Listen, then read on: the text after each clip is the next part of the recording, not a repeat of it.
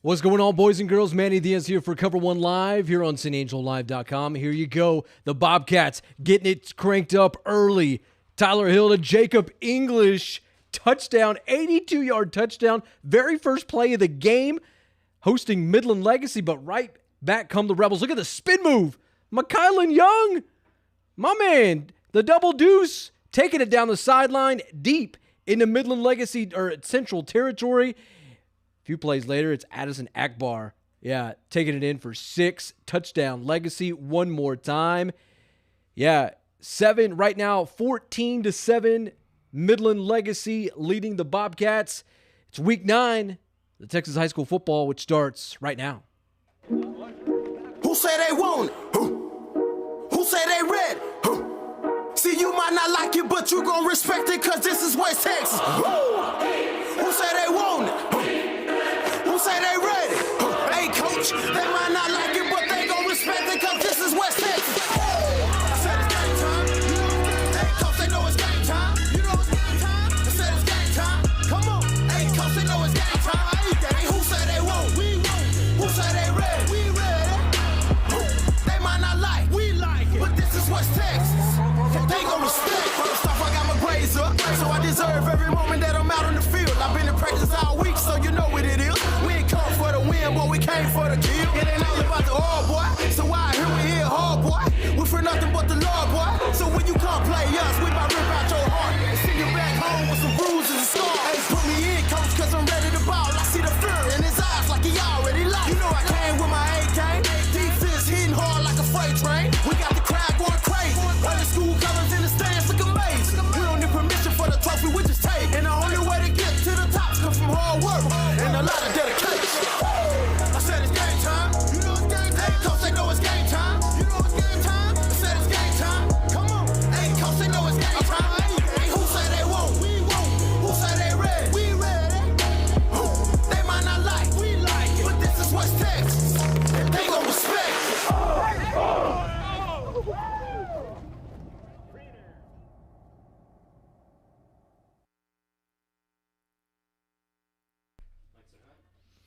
Well, hello and welcome to week 10 of the Texas high school football season. I can't believe it. We're to the second to the last week of the entire regular season, but wait, hold the phone, folks. There's 6 more weeks after week 11 is over and done with. Plenty to get to tonight as we saw the Central Bobcats in action against Midland Legacy in a little Southwest Conference showdown. And I tell you what, it's looking to be a good game. Before we get into that, let's get into the other member of our broadcast this evening, and that is our very own Matt Trammell. Trammell, how you doing over there, my man? Hey, it's good. It's a little spooky tonight, man. You got a little Halloween action, and you know what always happens on Halloween, crazy things. So that's what I'm expecting tonight. We haven't had an upset, so Manny, could this be the night? I don't know. There's if there's a full moon out, perhaps. I don't know. We shall see. Tonight could be one of those type of nights. A lot is on the line. In fact, Tony, let's get into our first angle of the night before we get into anything else.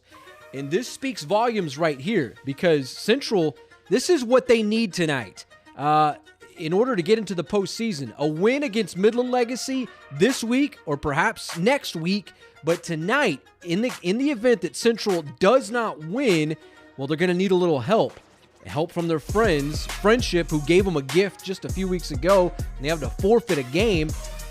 If Central loses tonight, Friendship beats Odessa, along with Abilene taking down Midland High there at Grande Communication Stadium. Central is in the postseason. They won't even have to worry about if they win or lose next week. Right. That's in the event if they lose tonight and those two teams take care of business for the Bobcats. So, man, the Little Southwest Conference is a little weird this year. See, normally the big rivalry is Mojo, Midland Lee. And then on this side, the big rivalry is Abilene High versus Central. So never in your wildest dreams would you ever think that the Abilene High Eagles would be rooting for the Central Bobcats. But that's exactly what they're doing tonight. They're going to help them out. They're going to throw them a bone. They're going to beat the Midland High Bulldogs. But they're also hoping that Central can maybe beat Midland Lee so they can get a little chip of the district championship? Yeah, I don't know. We shall see. I mean, Yeah. there's a lot on the line tonight. I mean, certainly for the Central folks, the Central fan base, hey, they understand they're up against the best team in the Little Southwest Conference, and arguably, I don't think Legacy is getting enough credit right now. Ranked, I believe it's 18 in the state of Texas. I think somewhere around there. Yeah, but definitely one of the big dogs for sure. Most certainly. So we shall see what happens with this game tonight. Boots on the ground over there. In the meantime, Tremel, you say you have some highlights for us? Oh, I do. We're going to go back to San Angelo Stadium. Man, this game is getting really good. It's a lot of action, so you're going to have to stay tuned. So here we go. Central has the football. It was right after that last Midland Legacy score. Boom. Tries to throw the long ball just like the last touchdown, but, intercepted, Manny. Going to be Midland Legacy football. Man. Just looking back one time. So the first time it worked, that long ball, that's what they did. But this time they had that safety over the top, and it was basically like he hit him in stride. There's no way. So that's going to be a first down for the Rebels right there. So we'll come back to this in just 1 second. Okay. All right. So in the meantime, all of our Bobcat highlights tonight presented by Berkshire Hathaway. With that, we're going to be running pretty quick. Do we have one more, Trammell? We got a couple more. We're going to be running pretty quick. So Tony, be ready to come back to this thing. Here's the next play. So, I think this is actually the same one here. This is that interception. So let me come back to it, but it's going to be fast. So switch off. Here we go. Okay, here we go. Next play. Next set of downs, Midland Lee now has the football, and the Central Bobcats force a 4th down and 1. Midland Lee tries to go with it with their stud, McKylan Young, but the Bobcats say, no way. They get the stop on 4th down, Manny. So big stop there on a very high-powered offense. But the question is, could Central do something with it? That's the bigger question here. Central lacking in takeaways this season. As a kind of somewhat of a takeaway at that point there. So very next play, Manny, not one play later, Tyler Hill again intercepted. Same player. He's got his eye on him all night long. Tyler Hill threw his second interception, Manny. 2 in a row. Wow. Okay, so right now, score from San Angelo Stadium, 14-7. Midland Legacy leading the Angry Orange tonight. But there's one more, Manny. Is there one more? There is one more. So the Bobcats are actually going to get back. So this is right after that, this next set of downs. Guess what? The Bobcats defense doing it again, getting the stop. They're going to cause a punt. So Manny, don't let this high-powered offense fool you. The Bobcat defense definitely showed up to play tonight. Wow. Okay, so now I'm done. Tramel's officially done for now. We like when Tramel's going. Okay. All of our Bobcat highlights tonight presented by Berkshire Hathaway Home Services. So the Bobcats down a touchdown right now. Is that correct, Tramel? Yes. Currently it is 14-7. 14-7. Midland Legacy leading the Bobcats in this one. But I tell you what, Central's defense not looking too bad. Coming up with some big stops. Midland Legacy better not overlook the Bobcats tonight. I tell you what, it could be a fun outing, to say the least. All right. Meanwhile, out in the Permian Basin in Andrews, Texas, the Lakeview Chiefs taking on the Andrews Mustangs. Tony, let's go to a quick highlight with these guys here from the Permian Basin and check it out. Andrews with the rock, up 7-0 at this point, looking to do something else. Lakeview just trying to kind of keep this one interesting. We'll have analysis of this game at the break. Here we go. Analysis of this one from former Lakeview Chief Tristan Franklin at the break. But here it's Andrews getting in for their second touchdown of the night. They have since added a field goal to make it 17-0, leading the Lakeview Chiefs. Tony, let's come back to the desk. Highlights tonight presented from the Core 27 by WW AFCO Steel. All right. Manny, I got 2 quick ones for you. What do you got? The Rebels, man, they move fast. They move faster than me and you ever could. So let's just keep them going. I got 2 of them. I got 2 of them right here. So here's the first one. This is how they got there. It's just a jet sweep right there that's going to be the slot, grabbing it, making about a, 70-yard run on this one. Cuts it back, makes a miss, gets behind his blocker, but the Bobcats were able to get him out of bounds at the 10-yard line. We can check it out again. So it's just a jet sweep right there. He's got all the blockers in the world, the hugest just lane to run into, then cuts back, makes one miss, finds another blocker, gets all the way about to the 15, 10-yard line right there. Wow. Okay. All right, so on the very next play. Heck, just go ahead and advance it there, Trim, you can. I can't go from here. Okay. Yeah, there you go. All right, on the very next play, here we are. So the quarterback takes the snap and just looks up there to the top, throws the jump ball, but no one's even there. It's a breakdown in the secondary right there, Manny. Yep, that would be Chris Brazel, the Midland Legacy Rebel there. This dude, he is something special, a lot of fun to watch. So Marcus Davila kind of getting things going in the early goings for the Midland Legacy Rebels there. That makes it 21-7. Legacy leading the Bobcats. Still in the first quarter? Yeah. My goodness. Ball game. A lot of scoring going on right now. All right. Before we get into any more of these games tonight, let's kind of show you some of our picks as well as our over-unders. That way we can revisit these at the end of the night because quite frankly, we want to see. I want to see how close Matt Tremmel is with the COVER1 Sportsbook and how close he gets with these over/unders tonight. This dude has been pretty spot on for the last year and change for the most part. I've been trying. It's just a little magic, and also having to watch football Thursday, Friday, Saturday, Sunday, and Monday for the past that's 5 years. So. That's always a good thing. We're Yeah. good. All right, Tony, if we want to get into our first pick, let's take it from the kids from Christoval and Junction tonight. We have plenty to talk about with these guys tonight. And I tell you what, with them, we have a highlight of them coming up shortly. But Christoval Junction, we saw Christoval come up with the big district win against El Dorado last week in the south end of Tom Green County. Tonight, on the road against Junction. And Trammell, what does that over-under say there? 70? Is that, I can't, man, my eyes are failing me here. I think you're pretty close with that. That over-under is pretty good there. I believe it does say 70. Anyway, the entire office of San Angelo Live Bullpen agreeing that Christoval will win tonight. We also show you tonight how Christoval El Dorado could potentially meet once again. We saw them last week. But the next meeting could potentially come in the postseason. We'll show you how that can happen. Trammell, I'm assuming you like the Cougars here. Of course I like the Cougars. Everyone likes the Cougars. I mean, did you see last week? I mean, were you not here? Yeah. Come on, man. You're on the bandwagon now. I was on it. I'm not saying I wasn't been on it, but it's a little bit different because the El Dorado, gosh, those are my boys. But nonetheless, the Christoval Cougars are the real deal behind their two stud running backs. We'll get to that here in a second from the Angelo Bolt live desk. Anywho, all right, let's get to our next game. That would be Wall and Clyde, the kids from Clyde, America. And this one, Wall, coming off a very close win last week against Breckenridge. Right.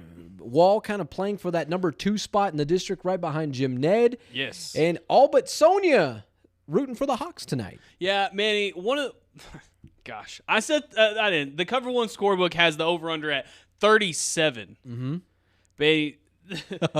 The Wall Hawks scored 12 points a game. People wonder, why don't y'all show more Wall Hawk highlights on the COVER1 show? It's because we're the red zone of the Texas high school football. So it's about we're showing you touchdown plays. We're showing you big action plays. This Wall Hawks offense doesn't really have it, but they're also playing a 1-7 Clyde team who is just tonight. They everyone else in their district besides Jim Ned is just. Tonight they have the opportunity to put up a few more points. So, they maybe boost the stats a little bit. Let's get it up to 15-20, right? Yeah. If the Clyde Bulldogs, let's see what it is. The Clyde Bulldogs can score nearly 20 points a game.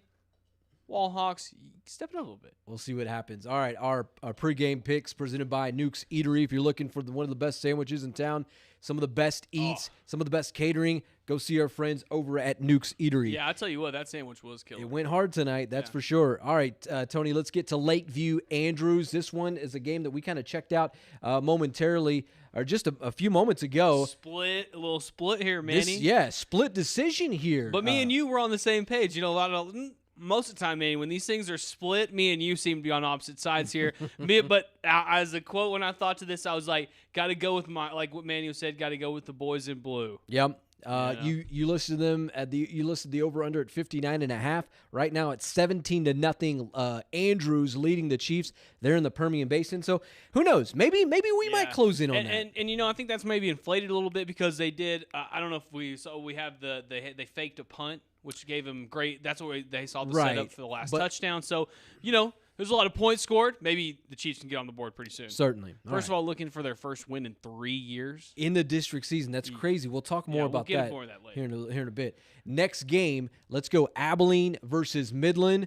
And as you saw to start the show tonight, if Central loses against Midland Legacy, they're needing Abilene to take down Midland tonight. We all can agree that Abilene, well, they're kind of a favorite taking on the Midland High Bulldogs. Over-under set at 59 points. Trammell, I like the Warbirds to win this one. Yeah, everyone has them. They're in the book as a 10-point favorite. I mean, the Warbirds are probably the second best team in the district, and that's including Mojo. I mean, they took Midland lead to their very ends, and I think they're definitely going to be the second seed, if not tie for first in the district. Yeah, they're kind of rooting for San Angelo Central tonight. In hopes of them maybe kind of pulling, sharing that little Southwest Conference title. All right, next game, let's get to Odessa Friendship. And this one, also another game the Angry Orange faithful kind of looking at, primarily because if, once again, Central falls to Legacy tonight, they're needing Friendship to beat Odessa High, and that would get them in the playoffs. A little split here, though, Manny. Yeah, I like Friendship to win in this one. I'm eager to see what the score is down the stretch of this one and how this one finishes tonight, to say the least. So, me, Ryan, and James, we all picked the same ones here. So I'm rocking with the boys on this one for one reason, and that's because this Odessa High Broncos offense is really good. They can score a lot of points. There's a lot of stuff going over there in Friendship that is like, their athletic director is like leaving, and there's a lot of chaos going on there. So it's a lot of noise, and when you get noise in high school kids' ears, they don't usually turn out very well. Yeah. So I think the Broncos are on the up and up anyways. This might be the game that they can actually say, or this might be the year that they can actually say, we're not going to be dead last in the Little Southwest Conference. Yeah, that's what they're hoping for tonight. The Angry Orange fans hoping that ends a different way tonight for Odessa High. All right, last game to get to right here in San Angelo. The Central Bobcats, Midland Legacy Rebels. Whew. And it's lopsided. I'm sorry. I'm sorry, Angry Orange fans. Don't worry, we'll get to talk to Chadwick here in a little bit, who has the hope for him, which we talked to him when they had the bye week. He said if they were playing the Tampa Bay Buccaneers or whatever, that he would still pick them. So, yeah, they're a good team, and they're going to represent West Texas. They're going to represent the Little Southwest Conference well this season. So, but tonight, I think it might be Legacy. In the end, if Legacy does win tonight, there's still things are in favor of Central getting in the postseason, but we'll kind of see how that wraps up. Yeah. All right, that takes care of our Nukes pregame pick'em. One of the best eateries in town. Get you a sandwich, get you some catering. Look, our picks are so good. You know we picked the best sandwich shop. Yeah, you betcha. All right, let's see. We do have a few more highlights to get to. We talked a little bit about Christoval, and these guys. I believe they were up a touchdown. We do have a few more. Let's go out to Junction right off Interstate 10. Check out what's going on between the Christoval Cougars, Junction Eagles. Christoval already in line to take a district title this season. Check out Kyle Lohman. Taking his time. Look at this. Okay. What's he going to do? Yeah, we're just going to pull it down. Make some plays. Taking it down the sideline. One more to go right here. And if you're a Christoval fan, you're going to like this. Christoval in position here in the red zone, so to speak. Fava in the backfield. and which is a good thing. Oh, Lohman, tell you, finding his guy. Look at all that to Bo Jolly. Oh, how about the that? one-handed. And yeah, that's not too bad. That's not a bad start for the Christoval Cougars tonight. That may be a candidate for the La Esperanza play of the game there, Manny. I know. Look at that one-handed snag right there. Ooh, let's take one more look at that because that's a beauty of a catch. You know, these guys knocked off the number 8 Tony, team in let's the come back to the state, desk. and they're not even ranked, Manny. What's going on? I know. That's leaving the boys out. They're going to be fun to watch. All right. In the meantime, we showed you a Christoval highlight. There are up 2 scores in this one here.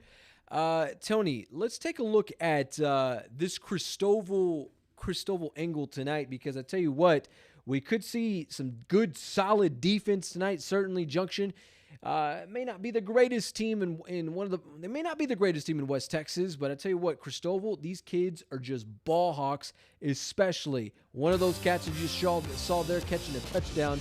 Yeah, tell you what, you heard of Revis Island? Darrell Revis from back in the day, the New York Jets cornerback. Tampa Bay Buccaneers cornerback. Well, welcome to Christoval Island. Caden Carpenter, just a junior, free safety, 7 INTs. He is tied for second in all of Texas and number 1 in the state of Texas in Class 2A Division II. Yeah, but right behind him, Bo Jolly. Yeah, tied for 3rd in the state of Texas in interceptions. Just 1 behind him there. And when it comes to Class 2A Division II, well, he's number 2, right behind Carpenter. Yeah. Not too bad. And then you look at the very bottom stat there, 16 INTs, not too bad. Trammell, you see that there, what that 16 INT says? Tony, let's come back to the desk. That's ridiculous. Yeah, so the 16 INTs is, I want to say it's in the top 5 of Texas. No team has that many. No, yeah. Central has like 6. It's insane how many that is. In that top 5, it's 16 INTs, tied for 3rd most in the state of Texas. That's what the Christoval Cougars defense is capable of. And, you know, with those numbers and us talking about it and everyone talking about it, you know, I have a breaking news. James Bellini, our man, boots on the ground there in Christoval, just said Bo Jolly just had an interception. Speak of the devil, just tied for the number 1 in the state of Texas. Yeah, in Class 2A Division II. That's impressive how these guys are going. And I can remember, you know, growing up in Christoval, and, you know, my old ball coach was Robert Wills down there, and he always told us if you can get to 10 interceptions as a DB in the state of Texas, you're somebody. Yeah. And I think, you know, the way those guys are closing in on that number there, how many they have collectively as a team, phenomenal. I mean, I don't think there's ever been that many in the history of the program. You probably have to go way back, probably the Scott Stewart days, the Wade Woodford days back in the old Christoval, you know, and certainly the late 90s, early 2000s. Mm-hmm. But, man, these guys defensively fun to watch, Trammell. Yeah, that's most definitely. That's pretty sick. All right, let's go. Those 2 guys, man, and, you know, when you're in a locker room, this is what I was going to say before that breaking news. When you're in a locker room and you're kind of even, no matter what position you play, if you play receiver, if you play line, if you play quarterback, running back, whatever, right, you're going to always go against the guy right next to you and you're saying, oh, I have more touchdowns than you, all have more touchdowns than you, all have more tackles or pancakes or whatever, right? So that these 2 are in there competing every single day going, oh, no, I'm going to beat you by the end of the season. I want more interceptions. That makes them hungry for more interceptions. Yeah, and when you get in the playoffs, that's how you win playoff games is turnovers, and that's a scary defense to go against. Yeah, and Christoval proved that last week against El Dorado because they held them in check. In the meantime, we'll kind of put a pin and come back to that Christoval Junction matchup. We'll talk a little bit more about those guys. In the meantime, let's go back to San Angelo Stadium because the Bobcats, well, in a little bit of hot water here, down 21-7 against Midland Legacy, and here, well, just a little dump off to Mikylin Young, and this dude just gone to the races. Wow, they look at this guy. They got to figure out and put a hat on him. They got to play whatever zone or whatever. They always have to have a hat on him. They got to man up on him exactly. If not, that's what's going to happen. Then Chris Brazel, same play. Yeah, I mean they're not doing anything out of the ordinary here. They're just playing Midland Legacy football tonight. Yeah. Take one last look at that. Marcus Davila going top shelf to Addison Akbar.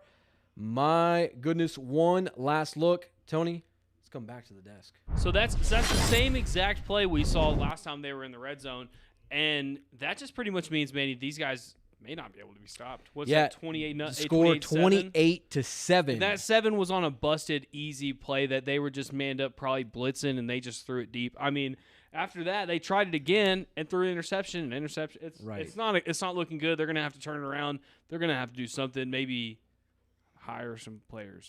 I don't know. They got to find some people out of the stands. Yeah. In the meantime, before we kind of step aside, put a pin, and come back to this game here, Tony, let's look at our top touchdowns in Texas, this particular angle here, because it's going to shed a little bit of light as to why Midland Legacy is so good this season. And it starts with a man named Mylan Young. Look at this cat here. Number 2 in the state of Texas. Right behind that cat there from Frisco Lone Star. What does that say? 26 touchdowns, I believe, or no, it's 29 touchdowns that Mylan Young has on the season right now. Yeah, Lone Star Frisco's Ashton Genty, Midland Legacy's Mylan Young, Ruben Owens II from El Campo with 28. Then you go Ernest Davila from Poteet, then Glenn Rose, Hudson White. Then you sneak in a kid from McCamey, Matthew Rosas. But the whole moral of the story here, Mylan Young, 29 total touchdowns. Number 2 in the state of Texas, in all of Texas right now. That's what the Bobcats are up against tonight. And, if you're watching this, keep an eye. You're going to see number 22 reel off some big runs like that. Tony, let's come back to the desk. Wow. I love me some Mylan Young. I think he's a great standout. We saw him kind of like one of our posts from this week, so he's watching what we're doing here on Cover One Live and seeing what we have to say about him, because he's a guy that we're going to see playing on Saturdays in years to come. That is for sure. All right. Hey, we have another highlight to go to. Let's go back to what's that, Trammell? Let's watch it, Manny. Let's go back out to the Permian Basin with Lakeview and Andrews. And Tony, let's take this one here. Gosh, already 17-0 Andrews at this point. The Mustangs trying to just put it on the Chiefs tonight, because they came off of just a tough. Long story short, they got destroyed last week by Big Spring. Tonight they're looking to avenge that. And wow, what a grab. Man. In for the touchdown. Yeah, look at that top shelf right in your grill. And the defender was there. He was a little bit underneath it, kind of underjumped it. Maybe should have just stuck on the man a little more. But, he put himself in the right position, just wasn't able to make the play. Yeah. All right, Tony, one last look. Let's go back to the desk. All right, so that makes it 24-0 as Andrews leads Lakeview. There's actually a few more updates to that. Are there? Yeah. Does it bode well for the? There's about 3 more updates. Okay, we'll tell you what. We'll take the last update of it. Yeah. Let's see. The score was so at that point before this one. Okay, so let's just pull it up. Let's just bite the bullet. Let's not try to we're gonna beat have around to do the bush. tonight. Let's just do it. We were in our feels with the Lakeview Chiefs. Heading into this one, because we felt like they could pull off a win tonight and get their first district win in how many years, Trammell? 3. Gosh, that's crazy to think about that. This one, just a little trick play, throw it to the sidelines, touchdown. It's 30-0, 3-0.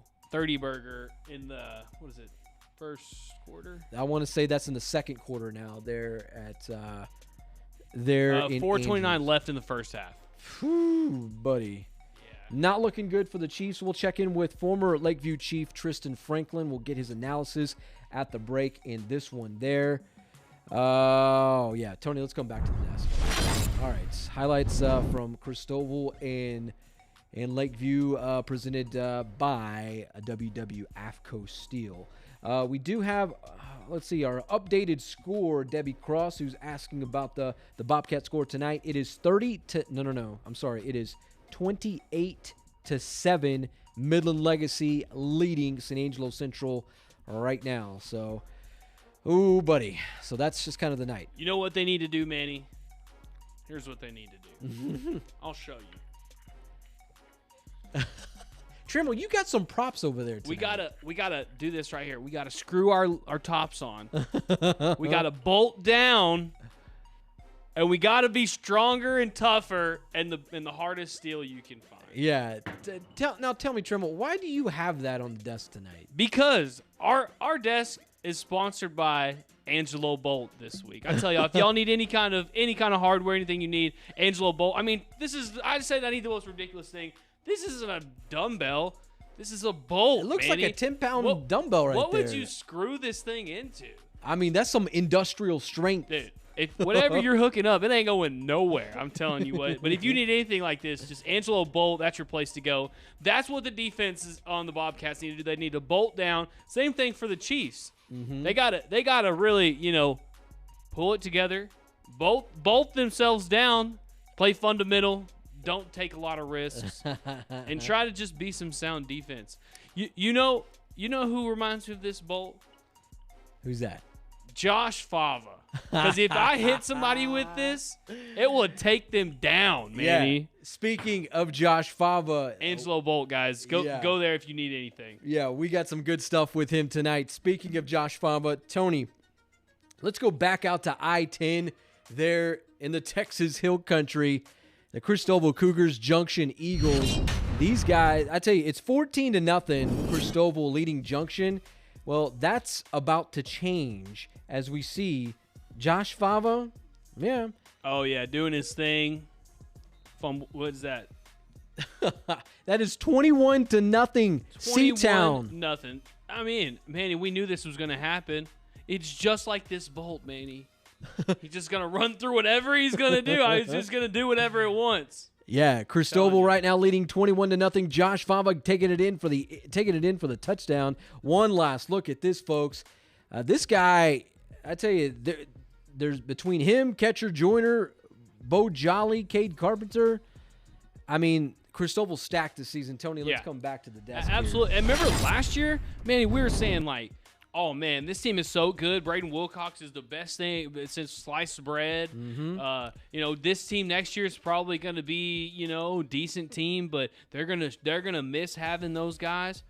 This team may be better than last year's team. In nothing against Braden Wilcox, no disrespect. No, but just this team is legit. And you see that, after like polarizing guys like that, like Braden Wilcox leave a team, they graduate, go into greener pastures.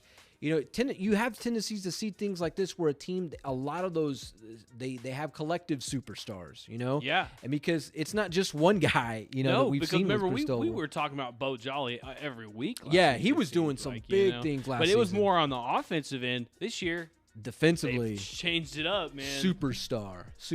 All right, Tony, let's go back to San Angelo Stadium here. We do have a scoring update to pass along to you. And right now, 28-7. San Angelo Central down. Well, finds him again, Manny. Marcus Davila.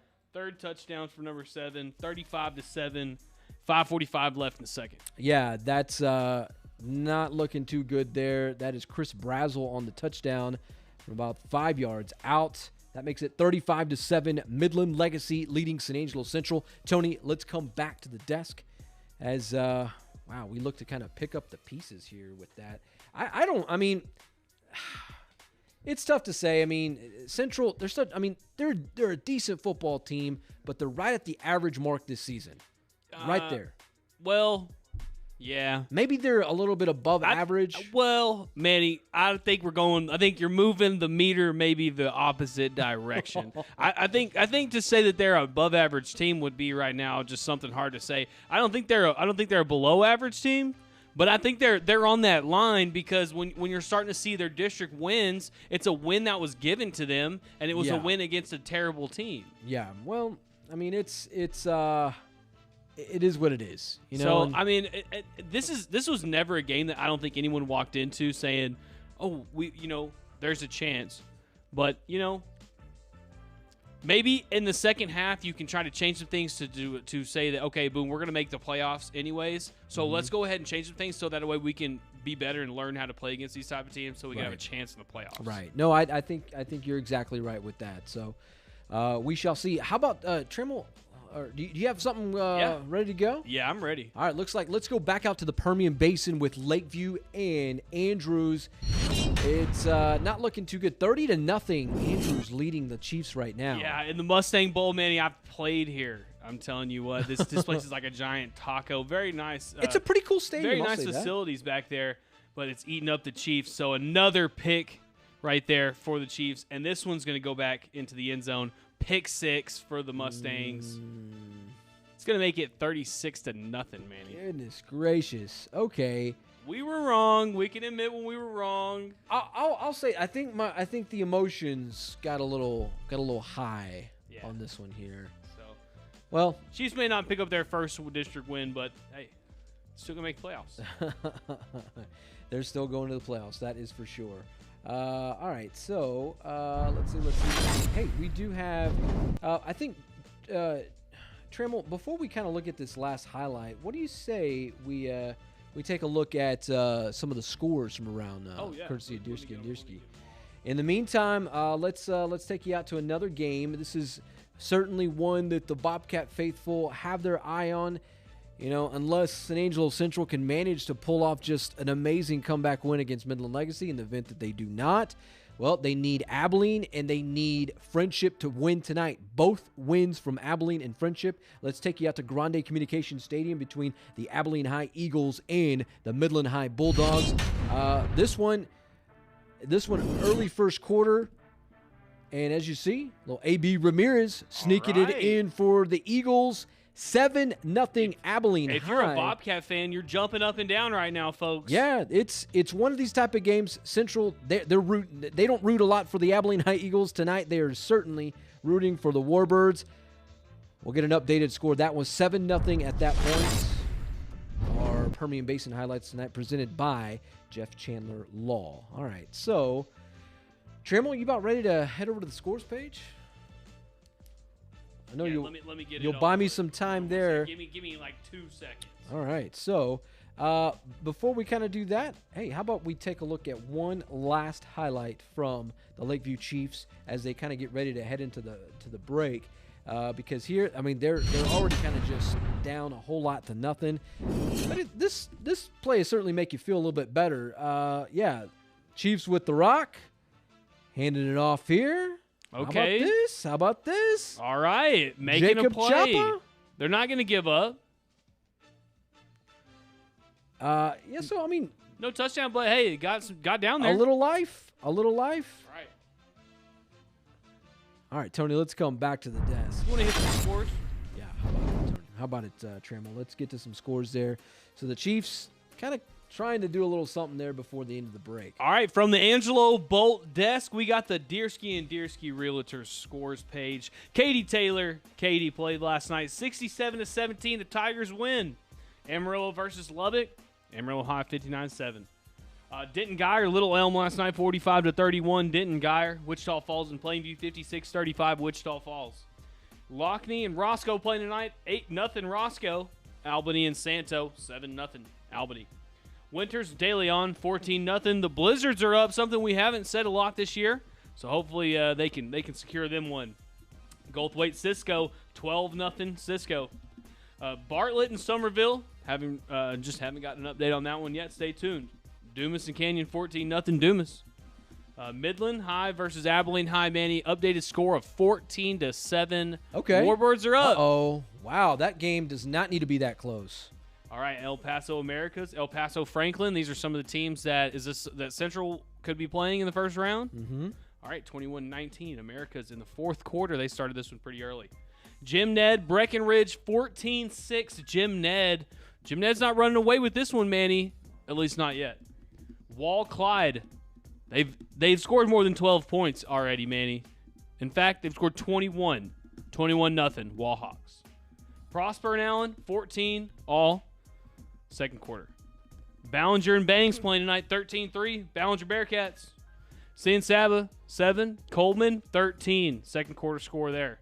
Midland Legacy, San Angelo Central, right there at San Angelo Stadium, 28-7. The Rebels are up. 35-7 now, Trey. 35-7 now. That's right. Corrected score. Denton Ryan, 20. Frisco Independence, 7. Second quarter, Denton Ryan. Reagan County and Idalou tied at 0 right now. Ozona and Harper tied at 0. Paradise, Whitesboro, 7-0 Paradise. Anson and Haskell tied at 0. Fort Stockton against Big Spring. The Panthers up big, 21-6. Hawley 7, Colorado City 0. Hawley's up. Hereford 28 against the Pampa Harvesters 8. Hereford's up 28-8 in that one. Johnson City versus Centerpoint 8-0 Johnson City first quarter score. Lubbock Monterey versus Lubbock Coronado 20-7 Coronado. Boyd and Pilot Point tied at 7 first quarter. Stanford and Forsan 6-0 Forsan. Odessa and Friendship, Manny. Friendship's up 35-14 second quarter score. High scoring ball game. Miles up against Rock Springs 12-0. Galena Park North Shore is down against Humble Atascocita 14-7. Roscoe Highland against Bront 22-0. Bront's down. Junction and Christoval. Christoval's up 21-0. El Paso Pebble Hills and El Paso Montwood will have an updated score from there. Westbrook and Robert Lee. Westbrook 8, Robert Lee 0. Abilene Wiley, Lubbock Cooper 21-0. The Pirates up. Azle versus Abilene Cooper 21-0. Azle's up. Arlington Seguin versus Aledo 31-7 Aledo. Ingram Moore, Brady 28, Ingram Moore 0. Andrews up against Lakeview 38-0 second quarter. Sonora and Grape Creek tied at halftime, 0s. Midland Greenwood 14, beating the Snyder Tigers 7 halftime score. Pecos and Monahans 25-14 Monahans. Euless Trinity 35, Haltom 0. Eastland Merkel 21-15, Eastland is up. South Lake Carroll versus Keller Timber Creek 6-0 South Lake Carroll. Amarillo Caprock versus Amarillo Paladura 13-7 Amarillo Caprock. Canyon Wichita Falls Rider 35-17 Wichita Falls Rider second quarter. This has been the Deersky and Deersky scoreboard brought to you by Deersky and Deersky Realtors, the real estate professionals of Texas. Whether it's a handyman's dream, a dream home, or perhaps a home on the range, Deersky and Deersky can help you find or sell your next home. After all, everything we touch turns to sold. Deersky and Deersky Realtors, the real estate professionals of Texas. All right, so Trammell, I'm over here trying to assemble a highlight. What about that score from Odessa, between Odessa and Friendship? Do we have an? I'm sorry, I did not catch that score there. Here, I got you. It was 35-14 in the second quarter. Who? Friendship. Okay. So, all right. If Friendship wins, Odessa's out, and if Abilene wins, Midland's out. Central's in. Central's in. So right now they have the magic ticket, no matter if they're getting blown out by 40. In fact, let's show the fine folks of San Angelo that one more time of how Central can get in the playoffs. If in doubt, they cannot pull out a win tonight. That's our angle, pretty much just to watch for as we kind of break this thing down, because Central right now down 35-7 to Midland Legacy. It's been a whole lot of the artist formerly known as Midland Lee tonight at San Angelo Stadium. And the guy known as McKylan Young. Yeah, man. that dude, one of the baddest cats in Texas, 29 touchdowns heading into tonight. Tied he's number 2 in Texas in scoring touchdowns, offensive touchdowns. Tony, let's show him this angle. Let's show him why. Yes, the Central angle there. Let's show him how. I mean, this is kind of the breakdown. If Central basically clinches a postseason berth if they beat Midland Legacy tonight. I know we're in the second quarter. I'm not sure what we should say about that. Could maybe call it a wash. Or they managed to beat Abilene High next week. The biggest comeback in Texas high school history. You know, and that's a good way to put it, because we're not gonna count the Bobcats out just yet. But if in doubt they lose tonight, they need some help, and they need some help from their friends out at Friendship. If they beat Odessa High, which right now 35-7, Trammell, leading Friendship, leading Odessa High, 14. and pair it up with an Abilene High win over Midland. Right now, the Warbirds leading Midland 14-7. That game does. I tell you what, Midland's a solid team. Abilene High does not need to keep them. They don't need to be in. Midland does not need to be in reach of that close. It doesn't need to be that close. So we'll kind of see what happens with that. Let's see. What else we got? Do we want to get an updated scoring touchdown from San Angelo Stadium? Let's do it. I think that'd probably be the best thing. And then I'll you do that one, and I'll run us out to Junction right after. Okay. All right. So in the meantime, let's go back out to San Angelo Stadium. 35-7, Legacy Rebels leading the Angry Orange. Well, remember we were talking about Mykylon Young, this cat who's entering tonight with 29 touchdowns? Well, here, yeah, doing some work. God, just shredding that Central defense tonight. One last look at this. My goodness. You can't arm tackle that kid. You've got to get some pads on him. That's for sure. One last look at this before we head back to the break, because that score makes it 42-7 Legacy. Tony, let's come back. Well, Manny, I think, I said it at 63. It looks like we might get there before we know it. Okay. So, if we want to keep these rolling, we can come to me and we can go out to Junction, and that's just too miserable for you. Yeah, I mean, we don't need anybody toeing the ledge there if you're an Angry Orange fan. Because I tell you, it's a tough night for the Angry Orange tonight. Back to Junction. All right, so here it is. The guy we were talking about earlier, his name's Joshua Fava. Give it to him. As Bellini said, duck dive, dip dive, and dodge. Get out of everyone's way. Cut around. Get you a lane. They're not going to score, but they're going to put themselves in pretty good position. Manny, check out all these moves. I like him. And I love me some catcher joiner as well. Love me some Fava, especially what he's doing here on this play. Oh my gosh, that's playing some Madden, you know, on the old PlayStation there. Yeah, that's like backyard football right there, man. That's the kids playing smear the ball hole. The easy Smear the ball Trevor. hole. I know That's what I'm saying. I know man. where you're going with that. It's fun, man. Backyard football. Yeah. All right, so some big plays going on there from Junction off Interstate 10. Right now, how about an updated score from that one there, Trammell? Updated score, I think it's still 21-0. 6:44 left in the half. Okay. All righty. I know we are looking to. In fact, we do have an updated video highlight to show you from the Permian Basin from Andrews, the Lakeview Chiefs. They're down 38-0 right now as we speak. Well, if you root for the Love You Blue kids from the north side, here you go. Chris Ramirez. Got him one finally. Boom. How about that? Get you some, boy.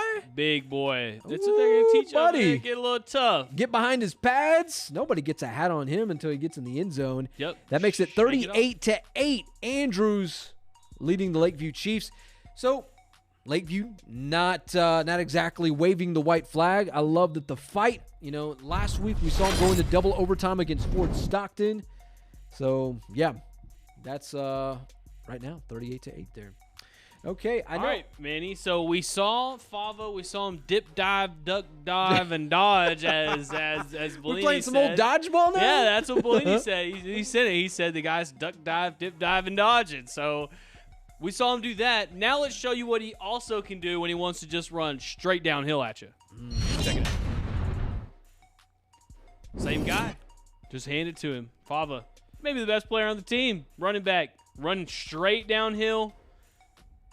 Yeah, no one's even going to touch him. He's kind of good at that, and I don't see much of anybody stopping him tonight. Let's take another look at it right there. Look, just right downhill. No one's even trying to, man. Scared. I mean, that's just a straight shot. Let's just pause. He did have a little resistance. Okay, on let's his way see. Okay, there. this is middle linebacker right here. This is who should be meeting this guy right in the hole right here, number 17. Watch him. Ready? Oh, no, I'm good. I'm good. I'm like, good, bro. I'm good. You know what? I'd actually rather just take this one off. Touchdown, Christoval Cougars. They go up 28-0 second quarter. All righty. That'll work there. Trammell, hey, how about you prepare a Zoom link? We can get Tristan Franklin on the old Zoom call there. I'll put it in the group. And Go ahead. Yeah, give me that, and I'll send it to him. That way we can get our halftime analysis of this one as the Lakeview Chiefs trail Andrews right now 38-0. In the meantime, we saw perhaps, just a few moments ago, we did see a touchdown from Midland Legacy. They went up 42-7. Well, here we go. Let's go back to San Angelo Stadium because, like the Lakeview Chiefs, the Central Bobcats showing a little fight tonight. Here we go. Tyler Hill. Yeah, finding his guy. That is Jacob English for his second touchdown of the night. That makes it 42-14. Midland Legacy as they kind of get a little bit closer to that halftime mark there at San Angelo Stadium. But, hey, at least the Bobcats can get in the end zone there. All right, Tony, one last look as we head back to the desk. All of our Bobcat highlights proudly presented tonight by Berkshire Hathaway Home Services. Big shout out to those guys for always hooking us up on Friday nights with the Bobcats. That is for sure. All right, in the meantime, we are going to be efforting a Zoom call with former Lakeview Chief Tristan Franklin.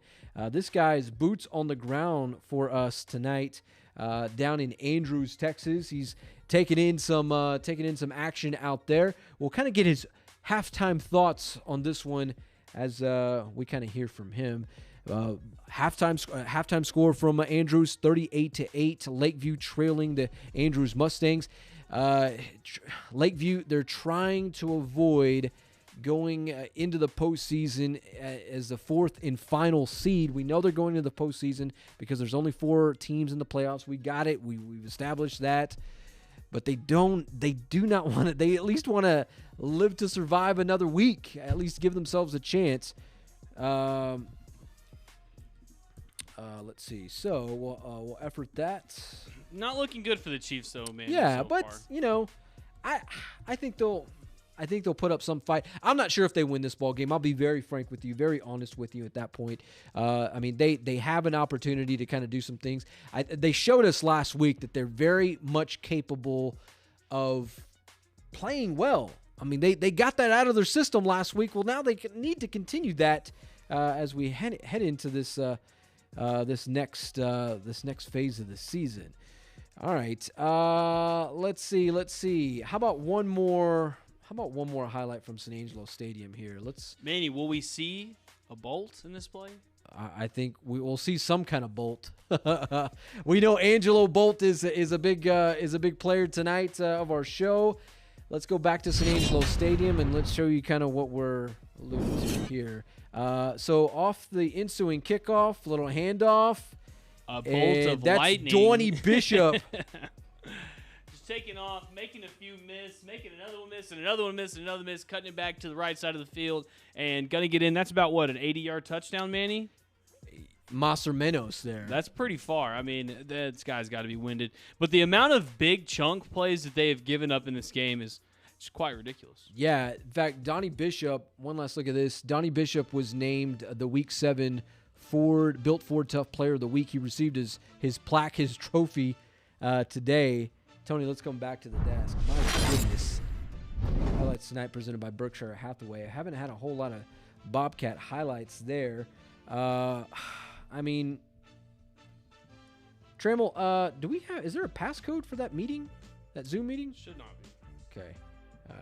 Let's see. I know we'll get that squared away there. We're trying to effort a Zoom call with our good friend Tristan Franklin, former Lakeview Chief. But right now, from San Angelo Stadium, it is 49-14 Midland Legacy. Trammell, I think. Starting a new one. So I mean, I know the over under on that whole thing was, I think it was somewhere in the 70-point range right now. So if we do the math, 3, 5, 63 points. Is that right? 63 points, 53 points, 49. It's. What are you saying? Which one? The Midland Legacy. Yeah, the Bobcats. What's the score right now? 49-14. So 49-14 is 63. So 63 we're getting points. We're getting there. It looks like we hit it at halftime. I just really should start. I'm missing them big time now. I've been watching too much NFL football. I got to start watching more college and let it just fly and make like a over under like 150. Yeah, it's been a little difficult tonight. Whoa, the ticker going a little crazy there. Yeah, let's kill that. All right, so we'll get that working up here in a little bit. In the meantime, we hearing anything? Are we seeing anything with old Tristan Franklin there? Nothing yet. Okay. Alrighty. One last highlight here, and I know we're also going to be hearing from Ryan Chadwick, our Bobcat connoisseur. He's one of the, besides Sonia Ramirez Munoz, they were the only two of the San Angelo Live office that picked the Bobcats to win tonight. You know, it would have been nice to see an upset. Don't think we'll see it tonight. We'll have to save that for another day. In the meantime, let's go back to our friends off Interstate 10, Christoval and Junction. And here you go. Kyle Lohman. This guy, not too shabby. Just hum that tater. Toss me one, son. The workman. Look at this guy. Off to the races. It's another Christoval touchdown. Just working the kids. Man, that's a good-looking kid there. Working the kids there from Junction. One last look at this, because Christoval, this is a team that could represent the Concho Valley deep into the Texas high school football playoffs. Perhaps the third round, maybe even the fourth round, we shall see. Tony, let's come back to the desk here. This highlight proudly presented by AFCO Steel. So that touchdown made it 35-0. Christoval leading Junction with about 2:28 left in the half. Patrick J. Cardenas, a little comment tonight. This is referencing San Angelo Central. They should have never let the coach go. He's referencing Brent Davis. Should have paid him more to stay. Well, I don't know if it was money, the situation more. Yeah, I don't think it had anything to do with that. I think, Kevin Crane, he's a great offensive mind. He's a guy that knows how to coach football. I don't think it's him not and his staff not having the not having within them to be able to coach. I think it's just I'm not going to call it a down year because they're in position to make the playoffs, but it's not the same thing as what we've seen in years past. And I was having a chat with some of the Midland Legacy coaches prior to this game there at San Angelo Stadium tonight, and the big thing that one of them mentioned to me is like, Midland Legacy is in the position that San Angelo Central was back in 2016, or from pretty much 2014 to about 2017, just rocking the Little Southwest Conference, unstoppable. That's what the Legacy Rebels are right now. They're in that prime position, and the way they're looking, as we heard from Isaiah Garza last week, this doesn't seem to be a fluke by any stretch of the imagination from the Legacy Rebels and Clint Hartman in that program. They seem to be the team to beat in the Little Southwest Conference for years to come, which is scary because we've seen so much of what the San Angelo Central Bobcats can do. We've seen Odessa Permian. There's so much just tradition rich tradition with those guys there, but it's tough to see. It's a tough pill to swallow if you're an angry Orange fan because you've been accustomed to seeing the kids, the Bobcat kids, do so well over the past few years. So it's tough, to say the least. It's going to be a long journey to get back there, Manny. But yeah, it's okay. Yeah, it's 1 year. Still going to make playoffs. Anything with Tristan Franklin? Nothing yet. Nothing yet. Okay. Let's see. Did you send him that new code? Tell you what, is it the same one? No, the second one. Okay, let me get that to him one more time. I will try this. There we go. All right. Stay with us, folks. We are. It's a little. Everything's turning towards halftime, but we still got some good stuff. We're gonna have some in-depth analysis from a couple people who are there at the games. Yeah. So stay tuned. Before we do that, Tony, let's go to our one angle. Tonight we mentioned, and I know in the last highlight we were talking about with the Christoval Cougars, the fact that they could be representing the 3-2-5 deep into the postseason this season. The El Dorado Eagles are a team just very much capable of doing that as well. Last week we saw Christoval kind of just have their way with the Eagles, but hold the phone. There is a way that they can meet up in the near future. Let's take a look at that, Tony. Roll the tape there. Let's check it out. Well, that's Christoval Island there. Tony, let's come back to the desk. It is the playoff angle there. Should be another angle besides touchdowns in Christoval. We'll get to that here in a few moments because, yes, Region 4, that is what it is. I'll tell you what, because let's take a look at that. And for one thing, there is a lot of potential for the Christoval Cougars and the El Dorado Eagles. As you see, Christoval could potentially be matched up with Somerville in the opening round of the playoffs. Burton Louise could be matched in the second round. Christoval could be facing Burton. El Dorado could likely see D'Hanis. Then in that third round could be El Dorado Falls City along with Christoval and Burton. And then the fun part. The fun part begins in that fourth round. That would be Christoval El Dorado. But that is, in fact, that if El Dorado can manage to get past Falls City, who's ranked in the top 10 in the state of Texas this year. That's the very same team that knocked out Christoval just a year ago. Christoval back-to-back, right the way it's trending right now, back-to-back District 13 champion or District 14 2A Division II champions. Outright champions. They were last year. I said it last week. It's a mistake on my part, but last year they were they claimed their first outright district title in the history of the 11 playing in the history of the program in the 11-man era. This year, a win in the district, another district title would mean back-to-back, which is huge for Casey Otho in this program because they haven't seen this type of success since the six-man kids, the six-man era, back in the late 80s, early 90s for that matter. So, yeah, it would be pretty dang cool. Let's see. Anything is still no Zoom. Huh. Okay. What about Ryan Chadwick? Is it halftime yet? I know it's coming close to that. I know we're seeing it's half full. Nothing new. Let's see. In fact, we will show you how the half ended for the San Angelo Central Bobcats. Let's go back to San Angelo Stadium here. It was 40, I believe it was 49-15, if you will. Bobcats looking to do something as the half ends. There, Tyler Hill. Well, into the hands of a Bobcat there. Hey, that's good. At least it wasn't in the hands of a Rebel. That's how it's been all night. So, good play right there. Looks, it's pretty solid. Maybe they'll score a touchdown right before this half ends.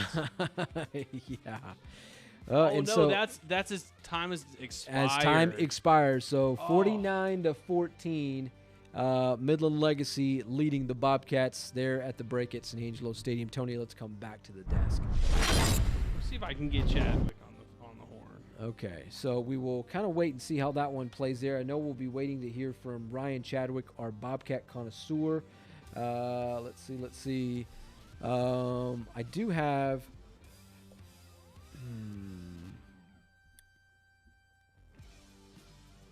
Trammell, I do have a.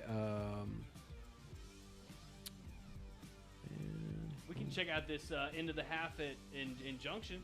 Okay, how about it? So last play of the half right here. Troubles up big, but Junction's gonna at least try something. Let's see what happens. Remember, last play of the half. So the quarterback takes a rock, takes it back. He's just gonna throw it. Tries to throw it a little deep. Kind of gets his eye on a comeback. That's how it's going to end the half. Makes it what? I think it's that's 35-0. Christoval's up. Man, big time. Yeah. Well, it's it's we're seeing a lot of one-sided ball games tonight, and that's it's. I think we were in. I know that game certainly with Christoval Cougars and Junction Eagles. We were anticipating that one to kind of be a little bit one-sided. The reason why we were kind of looking at that one a little bit closer was to see if potentially, Bo Jolly or Caden Carpenter can actually pull ahead. We got one. Let's see if they can. I mean, come on. They're bound to get another one. They're down by 35. They're going to have to throw the ball. Yeah, something's bound to happen in that one there. Yeah. Let's see. I'm trying to look and see maybe we can get an update from Wall. I know we have. We're wanting to kind of check in with Last him. time I checked, it was 21-0. 21-0 Wall leading Clyde. Yeah, 21-0 there at the half.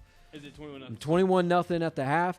In fact, another halftime score to pass along to you. Jim Ned Breckenridge, same district as Wall. Jim Ned leading Breckenridge 21-6 at the break there in Tuscola. Let's see. Let's go with Chadwick. Let's see if we can't get him in there first. Yeah. So efforting. Look, man. Just like this bolt, holding it down, Manny, holding it down. All right, so we're gonna have him. We also got James Bellini. He said he's trying to get on there as well. He's out in Junction. There's tons of people gonna give us a whole lot of analysis. Yeah, it'll be fun to watch to if see they can ever get on the phone. I know. Answer the phone. I know it's one of those things tonight. So we'll kind of see what happens the rest of the way there. All right. What else we got here tonight? You want to go through some more halftime scores? Let's do it. I know it's kind of nearing that mark there. Let's do it. Do you want to do it on yours so we can keep this going in case anybody connects? Yeah. Let's kind of break into that. Send me that scores link. That scores It's page. /TV at the end of the scores page. Let's see. Okay. Yes, sir. All right, so Tony, if you want to just cue me up over here, and we will get into the scores. All right, so number one team in Texas, Austin Westlake, taking on Austin High, 35-3. Doing it again. Yep. Odessa Friendship, there we are. Friendship Tigers doing a little flexing tonight against the kids there of East Odessa, 49-28 there at the break. But a little closer, at least Odessa's trying to at least stay in it. Yeah, I guess as close as San Angelo Central is going to be to Midland Legacy tonight. Lubbock, Monterey, Lubbock, Coronado, the Mustangs leading the Plainsmen at 27-7. Hereford, Pampa, all white faces, 42-15 there at the break. We'll take two more scores. Big Spring, Fort Stockton. Fort Stockton leading Big they Spring were up right now, 21-13 at the break. Yeah. And one last score to pass along to you before we go to Ryan Chadwick. Right now, our Wichita Falls Rider leading Canyon 35-20. All right, we'll get back to the Deerski and Deerski score page in a few moments. In the meantime, let's get ready to take Mr. Ryan Chadwick. Yeah, your boy. Chadwick, I can't imagine that you are. Oh, let me get some sound going first, boys. Yeah. So we can. I can't imagine that he's in the greatest mood, or after seeing. Yeah, Chadwick, talk to us, man. It's the week everyone's been wanting to hear. We're here, so. Oh man, this is a butt whooping, guys. Plain and simple, both sides of the ball. It's not pretty. It's halftime here. After a 2.5 hour first half, it's scores 49-14. So it's kind of going like that. Yeah. Well, what? Not that you're gonna say anything to save this, as in like there's no probably coming back. But what do you do in the second half if you're the Bobcats? You try to play with your head held high. You start working on plays that work for you. You try to put a couple successful offensive drives together. Put a couple more touchdowns on the board. Just give your guys some confidence back, because you can tell out there too that they're starting to play with their heads down. Like, this is a very dejected Bobcat team that I haven't seen all season. So we saw this is like the very first play of the game. It's like, oh, Central scored? Oh my gosh. And they haven't scored since. Was that a fluke play, or do you think even there's a little bit of chance that we can play a little bit with these guys? I will say Central needs to capitalize when Legacy messes up, right? And that's what happened on that first play.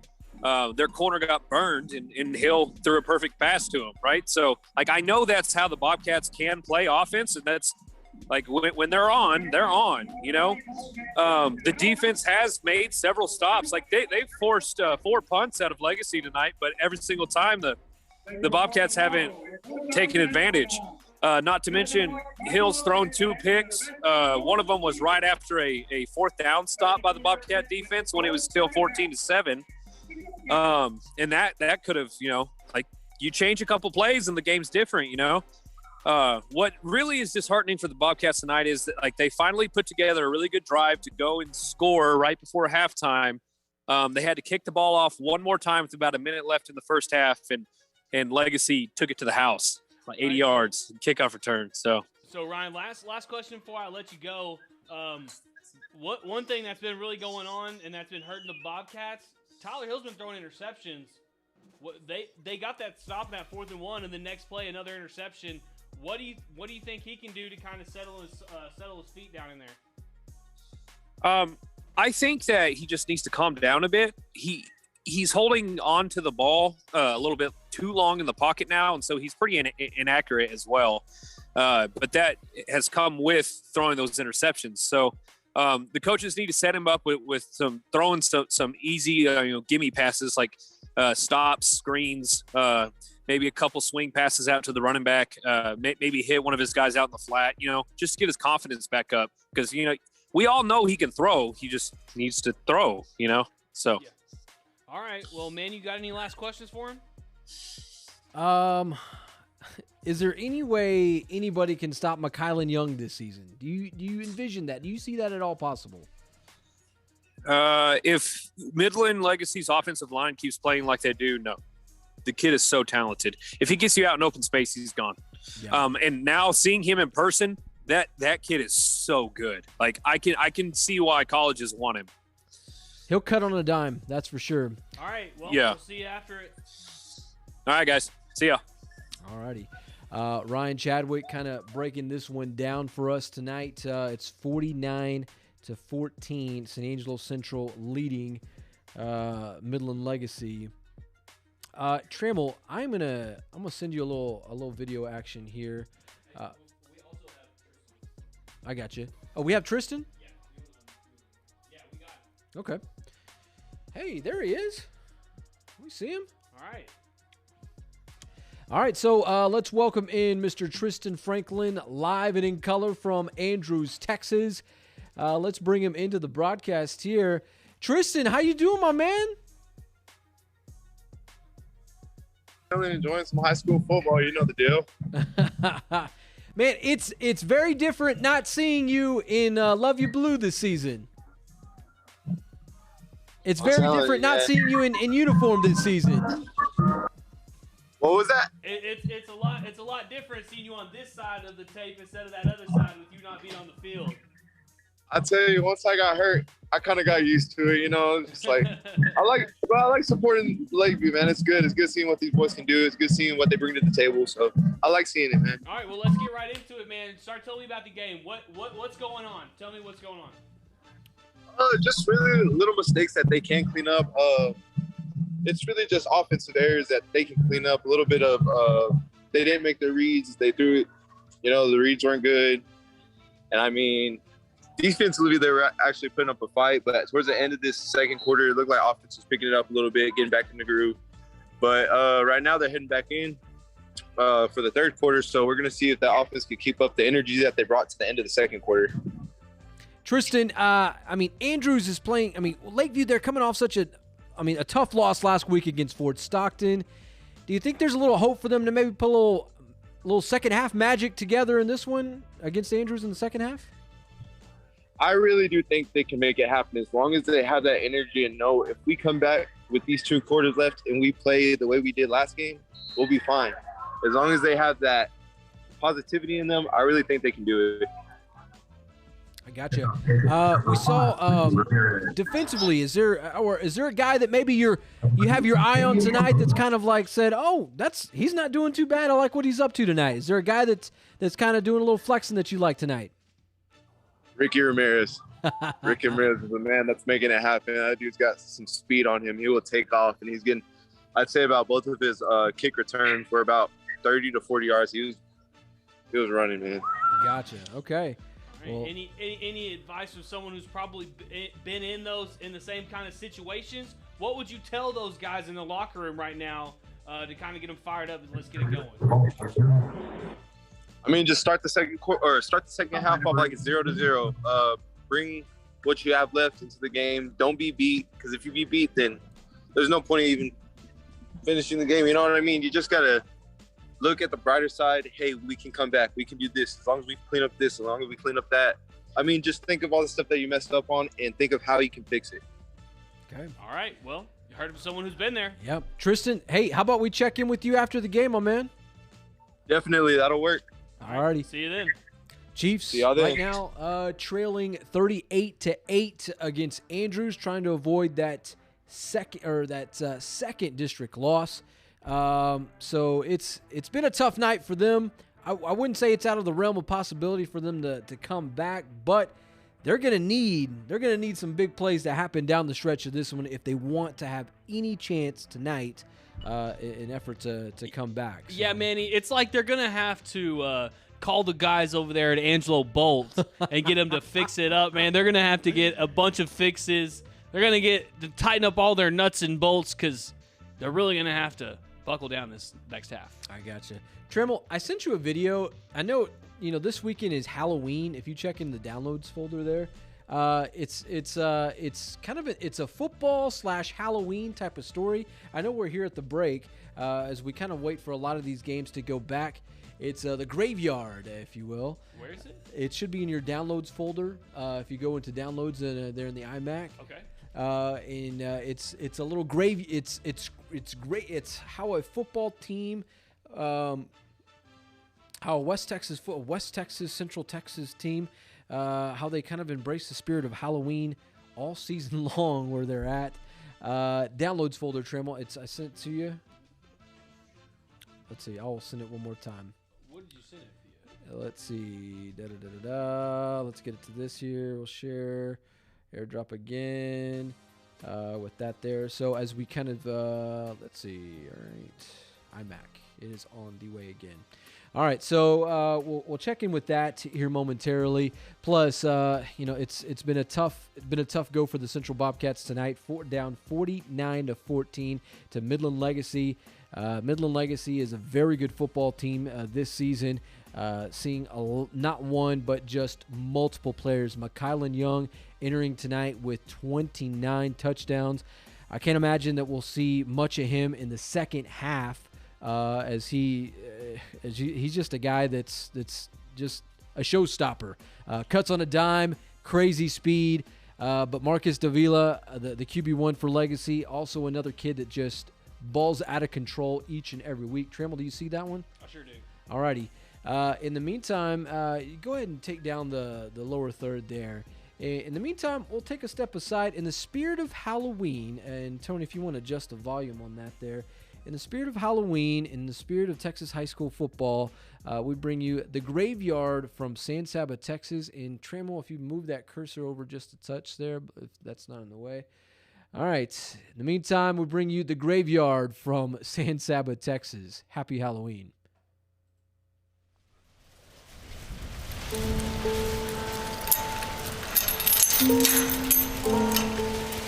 Probably in about the late 1930s or mid 1930s, I guess it was, the Rogans donated the land for the field. The problem was the old field was a graveyard. Being mostly, I guess, a pauper's type graveyard and maybe some Civil War soldiers and whatnot. Some of the bodies didn't get removed because there was no family to claim them, so most of them were exhumed and moved out to the city cemetery. Hi, my name is Ronnie Schulze. I'm a coach at San Saba High School. I've been a coach at San Saba since 1977, going on 44 years. I got my information mainly from a guy named James Harkey who played football back in those days, and James is deceased now, but I still remember the stories that he told me. And he said that he remembers the bulldozers coming in to clear the land, and a few of the bodies or whatever remains didn't get claimed, so they just bulldozed the tombstones in and left them there. There weren't very many, but and then also one interesting thing about Rogan Field, that's how it's got its name, from the Rogans who donated the land. It was used as a rodeo arena for many years, and got a good sand base. That's one reason we have such a good turf, because of all that sand that was hauled in every year for rodeo. Right on three, 1, 2, 3. Right. Back in the 90s when Coach McCoy, Brad McCoy, Colt McCoy's dad was here, he kind of made a big deal out of it. Prior to that, we hadn't said much about it, and he used it kind of as, the 12th man or whatever, and it worked for him. And, some people were kind of against that. They put a sign up, "Welcome to the graveyard," and some folks were against that. It kind of died out. We've brought it back in the last few years, and some of those folks that were against it aren't around anymore, and so things have changed. It's more acceptable now to the people that live here.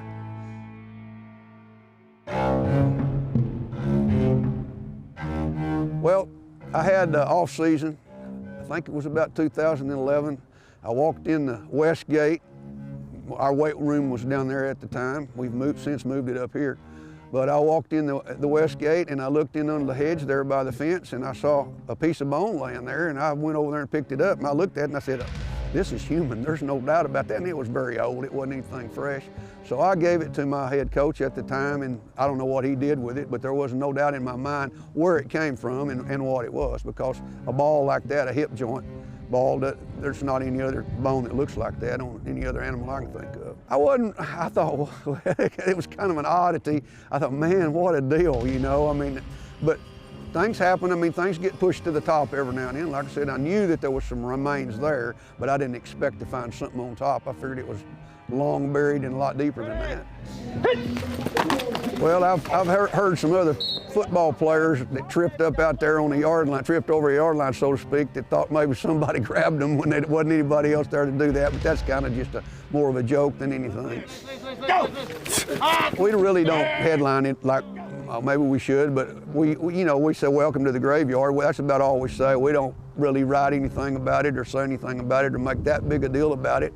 I mean, our kids love to play there. It's a good place to play football, and you know, home field advantage. If they want to make that the 12th man, then power to them.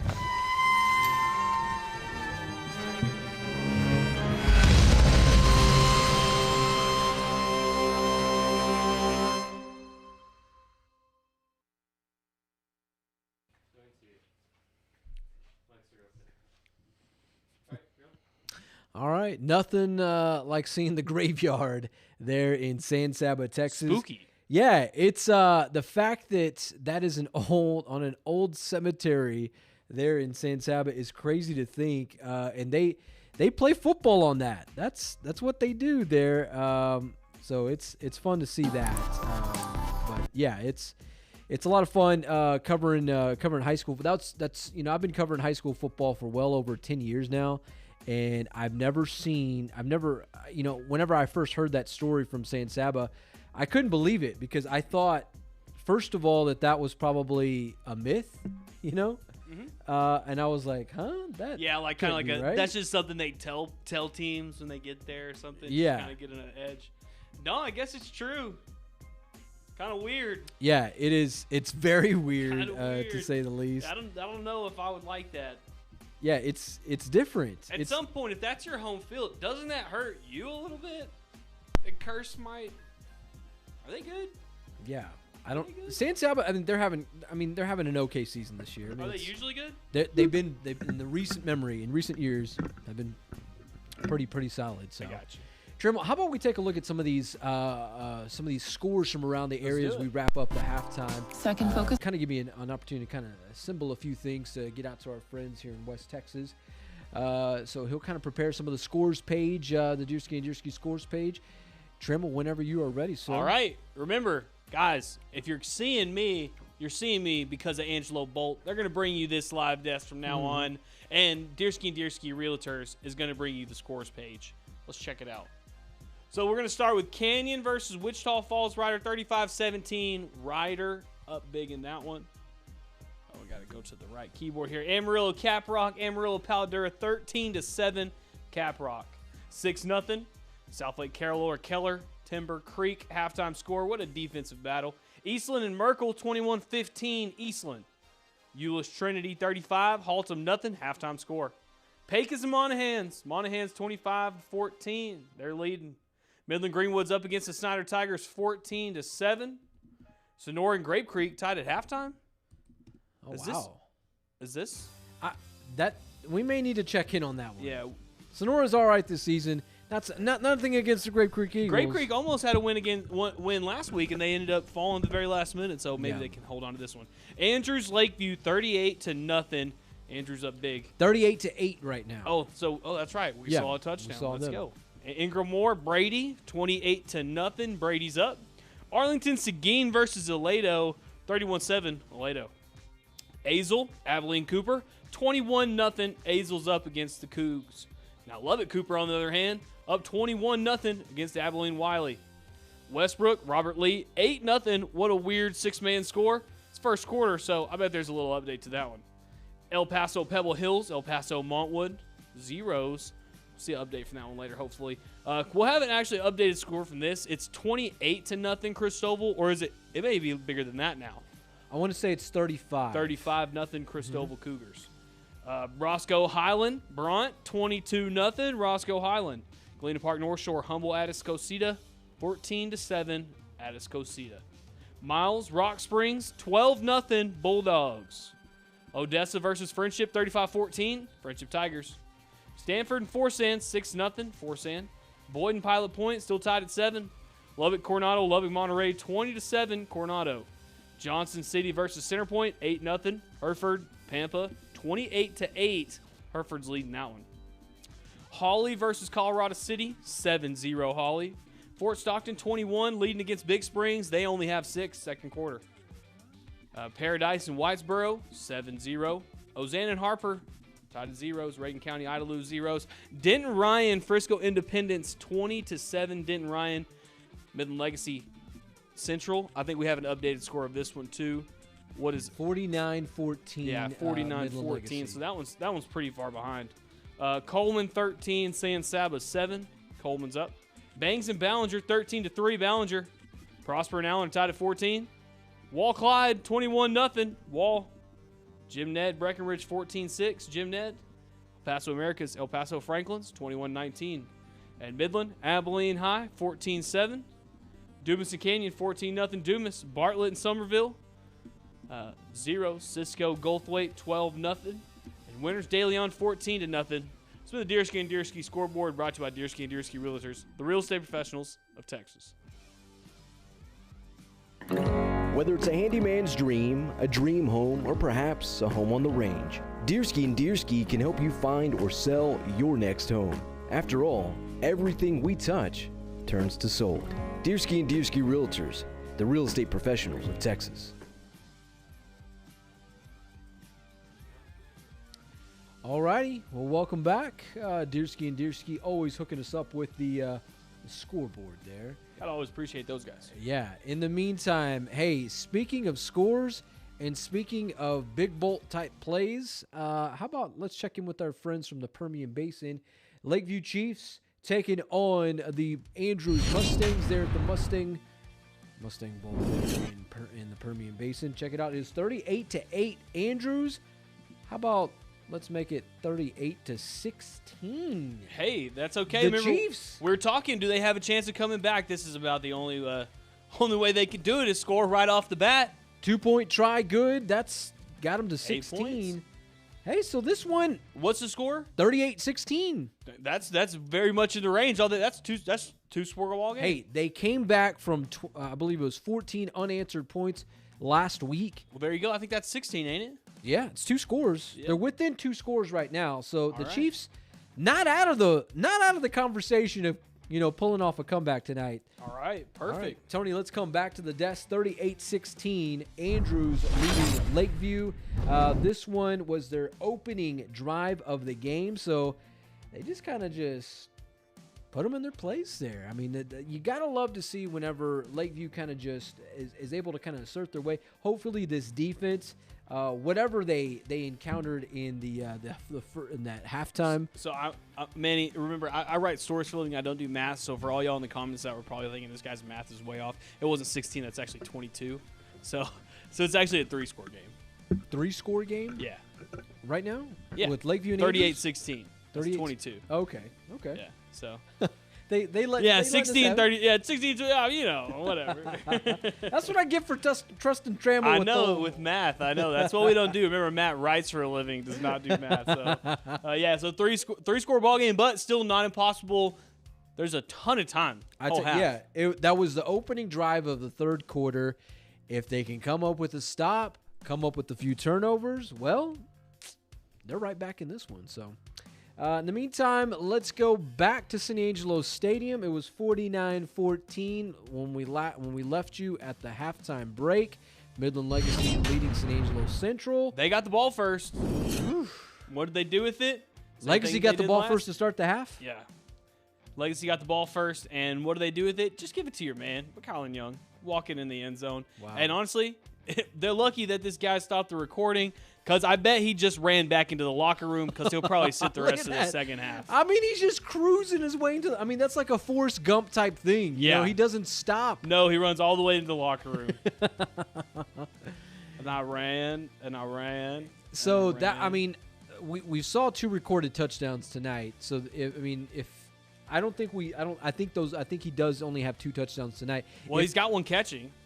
Okay, so No, he didn't score on that one. No, That was he just didn't a big, score. Yeah, that was just a big he didn't swing. score. So Yeah. if that's right, if he does indeed have 2 touchdowns tonight, that would put him at 31 touchdowns on the entire season. This kid is That's ridiculous. He's lightning in a bottle, man. And Yeah. the thing is about him, he's not the only player on that team. There's Chris Brazel, there's Donnie Bishop, there's Marcus Davila. I mean, you can go on and on and on about how good that team is. So we'll wait and see what happens. And even when there. he's gone next year, dude, they're still going to be. They're still going to be powerhouse. stacked, way stacked. So And I feel don't- like we said that last year and the year before. What's up with these guys, Manny? Yeah, I know. So the score there in the third quarter, I'm sure. 55-14. Ugh. I wish we had something better to report to you tonight from San Angelo Stadium.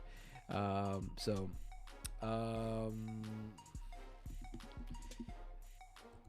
do have an updated score to pass along to you from Midland. Abilene High leading Midland High 35-14. So Abilene, okay, so as long as they win, Central's in. So Yeah. go Warbirds. Fly, Warbirds, fly. Yeah, I don't know. We're going to have to see them next week, so you can't be too happy with them, but Yeah. Well, I mean, so Friendship takes care of business. Abilene High takes care of business. Midland League takes care of it. Yeah, Midland League takes care. Midland Legacy takes care of business tonight. I mean, the Bobcats are in the playoffs. Yeah, hey, and you know what? That It's a 4 bizarre seed- way to get in. But you know that 4 seed doesn't really matter, because this first game is going to be one of the easier games that they're going to probably play all year. It's going to be similar to that El Paso game they already played, so they're already going to know the environment. They're not going to get a home game. That's okay.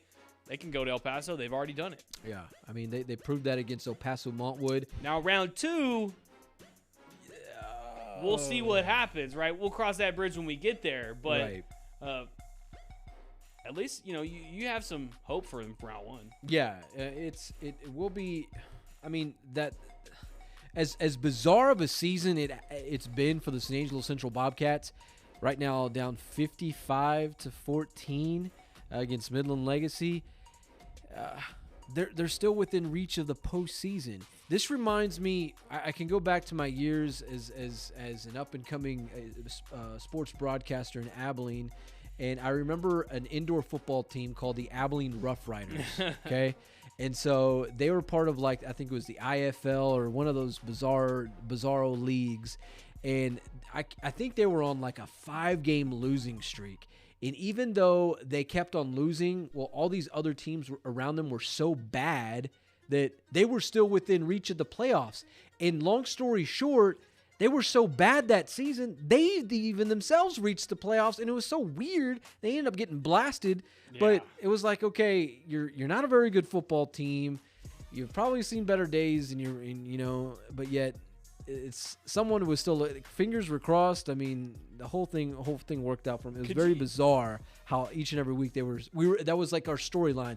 Are the Rough Riders still in the playoffs? And that's kind of our storyline with the Bobcats. It's like, even though they lose, are they still in the playoffs? Are they still in the playoff hunt? You know? Yeah, so, and Manny, could you imagine where we would be right now if that friendship game counted? Oh, and we would have 4 teams with 1 win? That's gross. No. That's gross. That's very bad football. So, yeah, we it doesn't don't bode want well that. for District 2-6A to say the least. We don't want that. That just doesn't look good for anybody around here. I mean, even if you're okay, say Tyler Hill, he wants to go play football somewhere, right? And say McKylan Young wants to go play football somewhere. These college coaches, they're going to look at this conference and sit here and say, Is that player really good, or is he in a really bad conference? Because when you go to those Metroplex schools and you get those kids, or you go to those Houston schools and you get those kids, you know they're in good districts. You know they're playing real opponents. Right. But if you're looking at this little Southwest Conference, you're looking at some of these teams like, man, these teams are pretty rough around the edges, you know. So Yeah. and that's kind of what I think we've been seeing all year. It's very top heavy. Yeah, it's this season.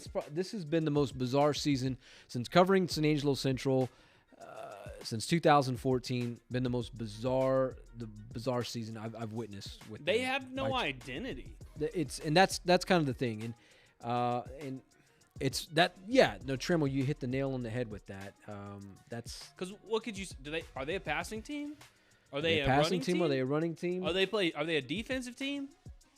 Yeah. Are they an offensive team? Like these are questions you can't sit here and answer. And the thing is, it's week 10. Yeah. So it's one of those things. So from District 1, El Paso Franklin, if we look at the kind of the playoff picture here, because it does appear that the Bobcats are on their way to the postseason. El Paso Franklin is the number 1 team in that district. They are 6-0. Right behind them, El Paso Eastlake, then El Paso Pebble Hills, and El Paso Americas. If I was a betting man, I would say Eastlake and Americas are the small schools out of that conference there. So right now, El Paso Americas is up against El Paso Franklin in the fourth quarter, 21-19. Okay. We don't have a score update from the other El Paso schools. So, and then if this is right, and it kind of just depends on how, how they rank in, how they stand in enrollment, and who goes big school, who goes small school in Class 6A. But it very could well be that San Angelo Central matches up with El Paso Eastlake, a team that they saw last season. And I mean, they would have to go to El Paso once again. But it's not once again. I mean, it's like the Bobcats are rolling sevens this season. And when you last time, think about how bad the last trip was to El Paso, man. They had that game lasted 6 hours. Mm-hmm. They started the game when they were supposed to. What was it, 5:00? Yeah. They had to play a little bit, stop for a rain delay, which lasted a couple hours. Then finally picked it back up, and they actually ended at their normal time when they were supposed to. The game lasted 6 hours, and they were able to win the game. So they know how to play down there. Maybe, I don't know. It's at this point you don't know with the Bobcats, because which Bobcats are you gonna get? Yeah, that's kind of the question there. So I mean, if it is El Paso, and the thing is about El Paso Montwood, a team that they saw earlier this season, Trammell, Montwood is on a 3-game losing streak heading into this week. 1-4 in district, 2-6 overall. So not a very good football team. Yeah, and Central had to kind of eke past them. So I don't know, man. This is, if you look at, I mean, it's just it's bizarro world this season. You know what team I really hate, Manny? Colleen Shoemaker. Because Colleen Shoemaker really messed us up, everyone, hypnotized us all on the Bobcats.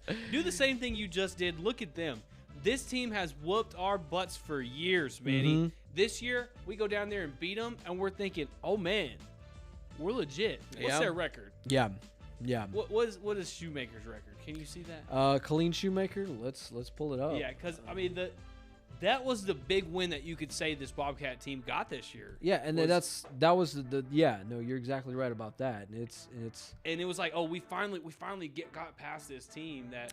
Yeah, Colleen Shoemaker right now 3-5 overall, 2-4 in district. They're sitting in 6th in that district. So not a playoff team. Not a playoff team. So we have not beaten a playoff team. No, not a team that's above 500.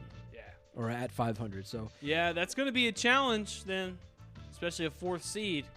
Hopefully, we're not talking doom and gloom week 12. Yeah. All right. So let's go back out to the Permian Basin here. We saw the Lakeview Chiefs kind of strike back, if you will, with an opening touchdown of the third quarter. Let's check out, see what's going on with the Chiefs there in Andrews. Here, Andrews, knocking on the door, and let's see what's in store for the Mustangs here. Chiefs gotta bow up here. A little simple handoff there. Don't get it done now. Into the end zone. Now it's a 4-score. Yep. As my forefather said, 4 scores. Long ways to go. Yeah, that makes it incredibly difficult. I mean, I know there's a lot of time left in this one, but that makes it really, really difficult for Lakeview to kind of do anything the rest of the way.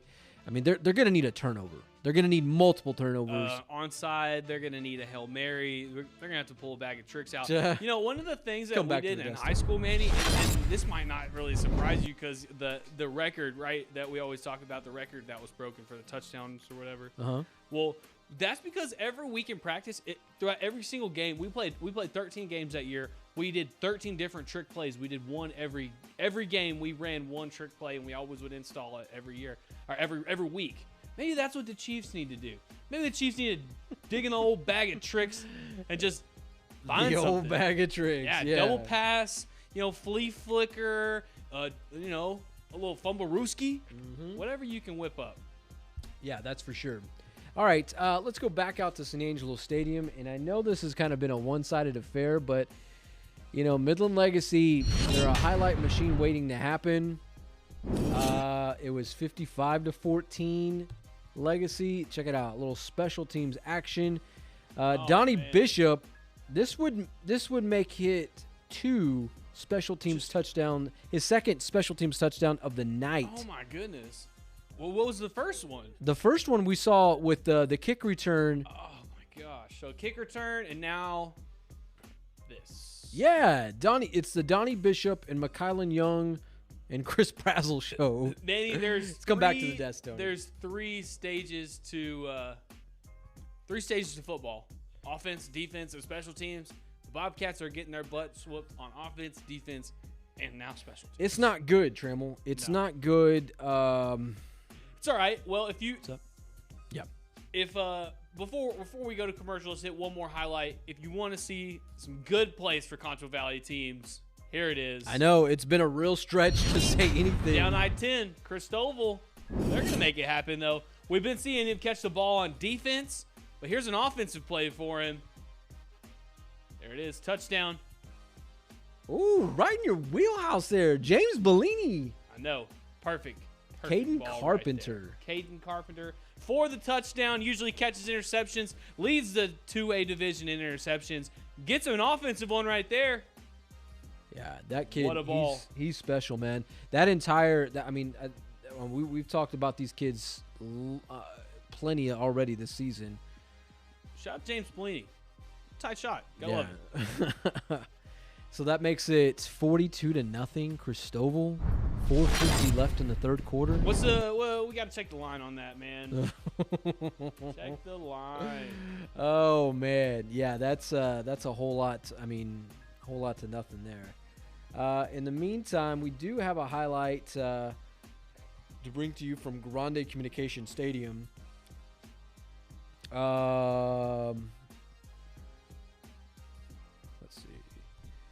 Let's see with that, because we're patiently waiting to see what happens with Abilene High and Midland High tonight, because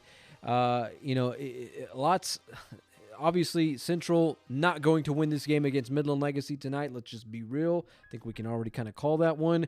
So we're having the Bobcat faithfuls having to get some help tonight from Friendship and Abilene. They have to pull off wins tonight. And here we go. Let's show you why not the Angry Orange. It's one of those nights. It's a bizarro night, bizarro It's season. Halloween. Just things are spooky. Yeah. Let's show you a little highlight action from Grande Communication Stadium here in Midland. Let's go out to the Permian Basin. Abilene High, Midland High. Midland with the rock here. Walls off to the races. Woo! Put your head down. Gotta like it. 6A football. Gotta Yeah. get rough. But nonetheless, it appears that Abilene High is still leading in this one. And it is 42-21, Abilene leading the Bulldogs. So it's a 2-score game, 3-score game? That's three. That's a dub right there. Yeah. So this is we'll kind of wait and see what happens. See if Abilene can kind of put the nail in the coffin. Let's come back to the Up desk here. 21. That's pretty far, especially late in the third. Yeah. So that one, it looks like the Warbirds are putting it on them with that there. Just recede walls. All right. Meanwhile, as we kind of get ready to show you some other highlights and perhaps some more scores, let's step aside. We're going to take a quick commercial break, pay some bills, but after the break, we have some more highlights and scores to show you because, well, for one, the Concho Valley kids not done tonight. Hopefully, for the sake of the Christoval Cougars, El Dorado Eagles, these kids looking to show out tonight, that's for sure. Meanwhile, we'll step aside, take a quick commercial break. We'll be right back. We know people in sales who tell their clients what they want to hear. But at Berkshire Hathaway Home Services, Addresses Realtors, we're not driven by the end transaction. We want a lifelong relationship with our clients, which means sometimes we have to tell our clients what they need to hear. Our industry-leading team of real estate professionals is ready to help you find the home where you can enjoy life's biggest celebrations and smallest moments. When you open the door to your first home or your forever home, we want to be there with you. And while we may be a brand with international reach, we remain locally owned and committed to the San Angelo community. Our company is built on the principles of trust, integrity, longevity, and stability. At Berkshire Hathaway Home Services, Addresses Realtors, we are honored to be your forever agents.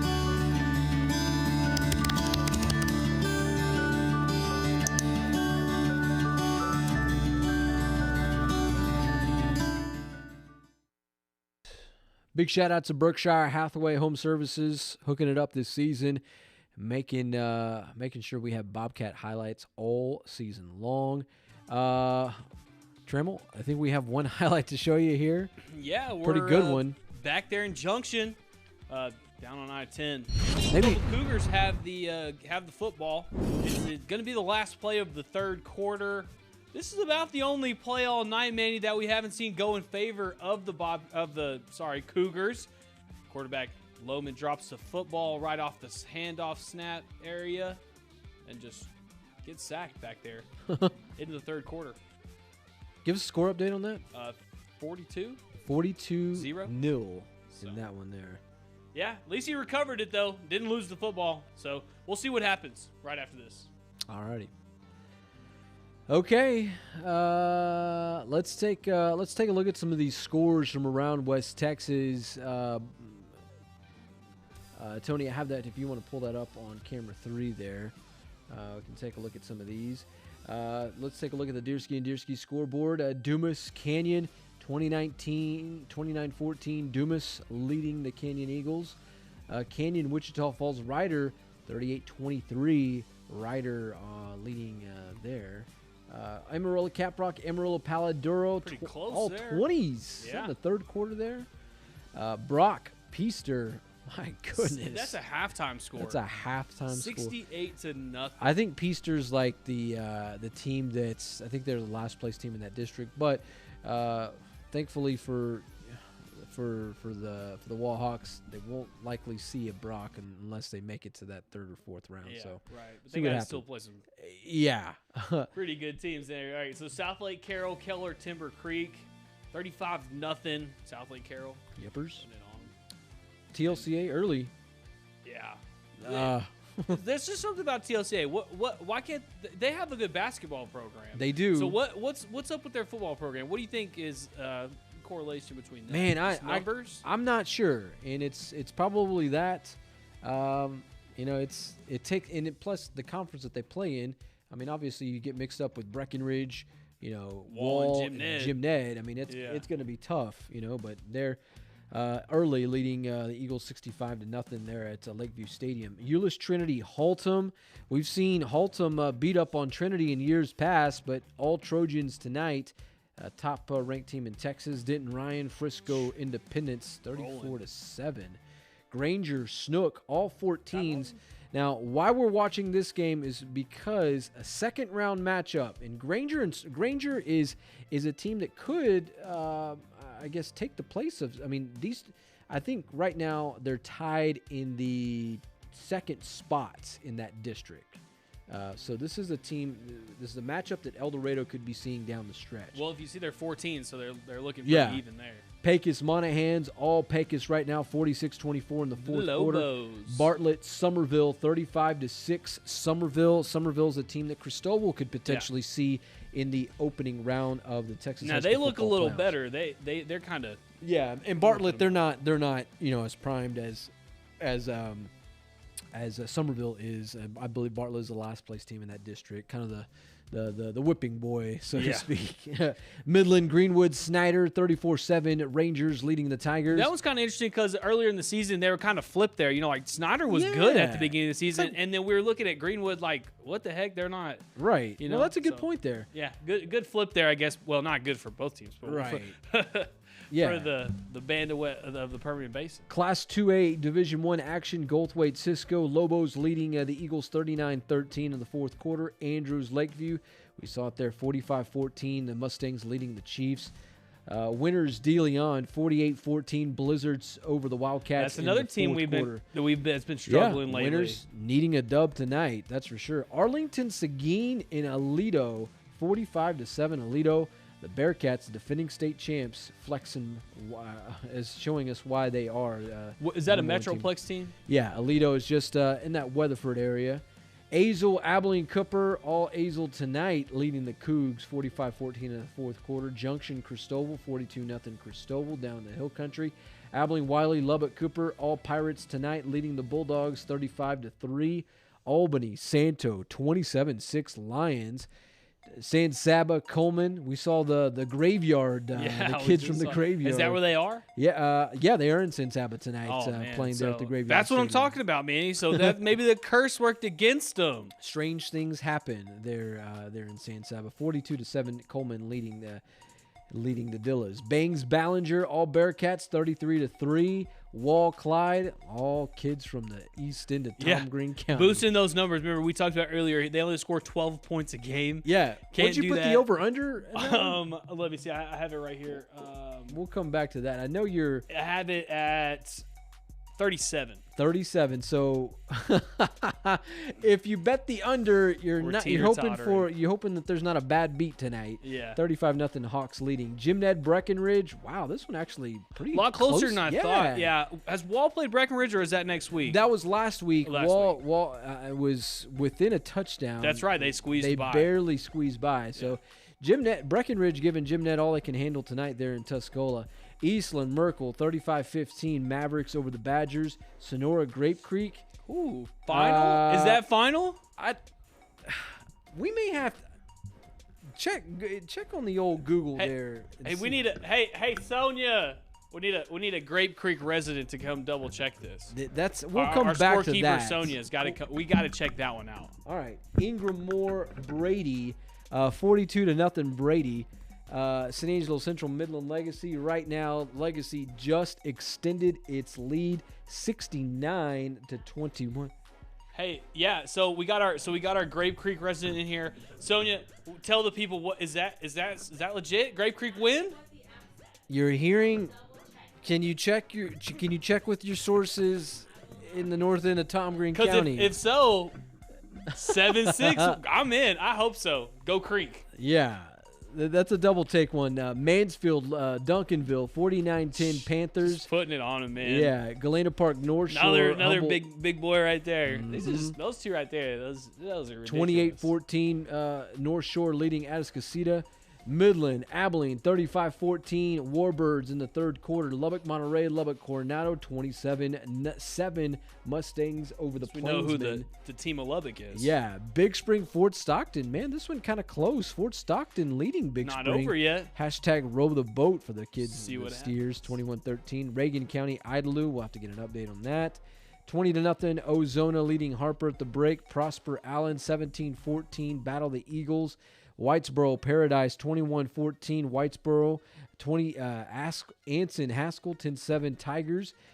Holly Colorado City 42-0 Bearcats leading in that one. Johnson City Center Point 37-0 blowout over the Pirates. Boyd Pilot Point all Bearcats. That would be a fun game to be at right there, man, because that game's not over. Don't count and you know what? Talk about a pretty decent game here. Miles, Rock Springs, 26-24 Bulldogs. Playoff implications right there. Someone's trying to squeeze in. Roscoe Highland, little six-man action here.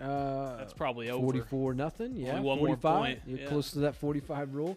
45-0 Westbrook over Robert Lee. The other team from Coke County. Very best Erie County 65-8. I'm sure that one is final. And Eden Paint Rock 38-12. Bracketville nothing. Mason 34. Punchers. El Dorado. Hey, we haven't talked about them tonight. I know. I'm sure Corbin. It's like one loss, and it's like jump right off the bandwagon there, man. You still got that eagle on your computer. Don't forget, them El Dorado Eagles are balling. I'm still one of the biggest Corbin Covarrubias fans. He probably just had an off night last week. Lockney, Roscoe, all Plowboys tonight. Yeah, El he just Paso, took a vacation Riverside. to Christoval Island. I know. Yeah, you don't. That's where you go to get forgotten. Have you ever seen that Netflix special, Firefest? Okay, That's the island. That's the island they go to. It was a Firefest. Let me tell you. El Paso Riverside, Clint 14-7. El Paso Riverside, Brownwood Waxahachie Live 28-0. West Mesquite, Highland Park, all Scots 32-14. Midlothian Heritage, Stephenville State ranked team right now trailing Heritage 14-7. Wow, Yellow Jackets.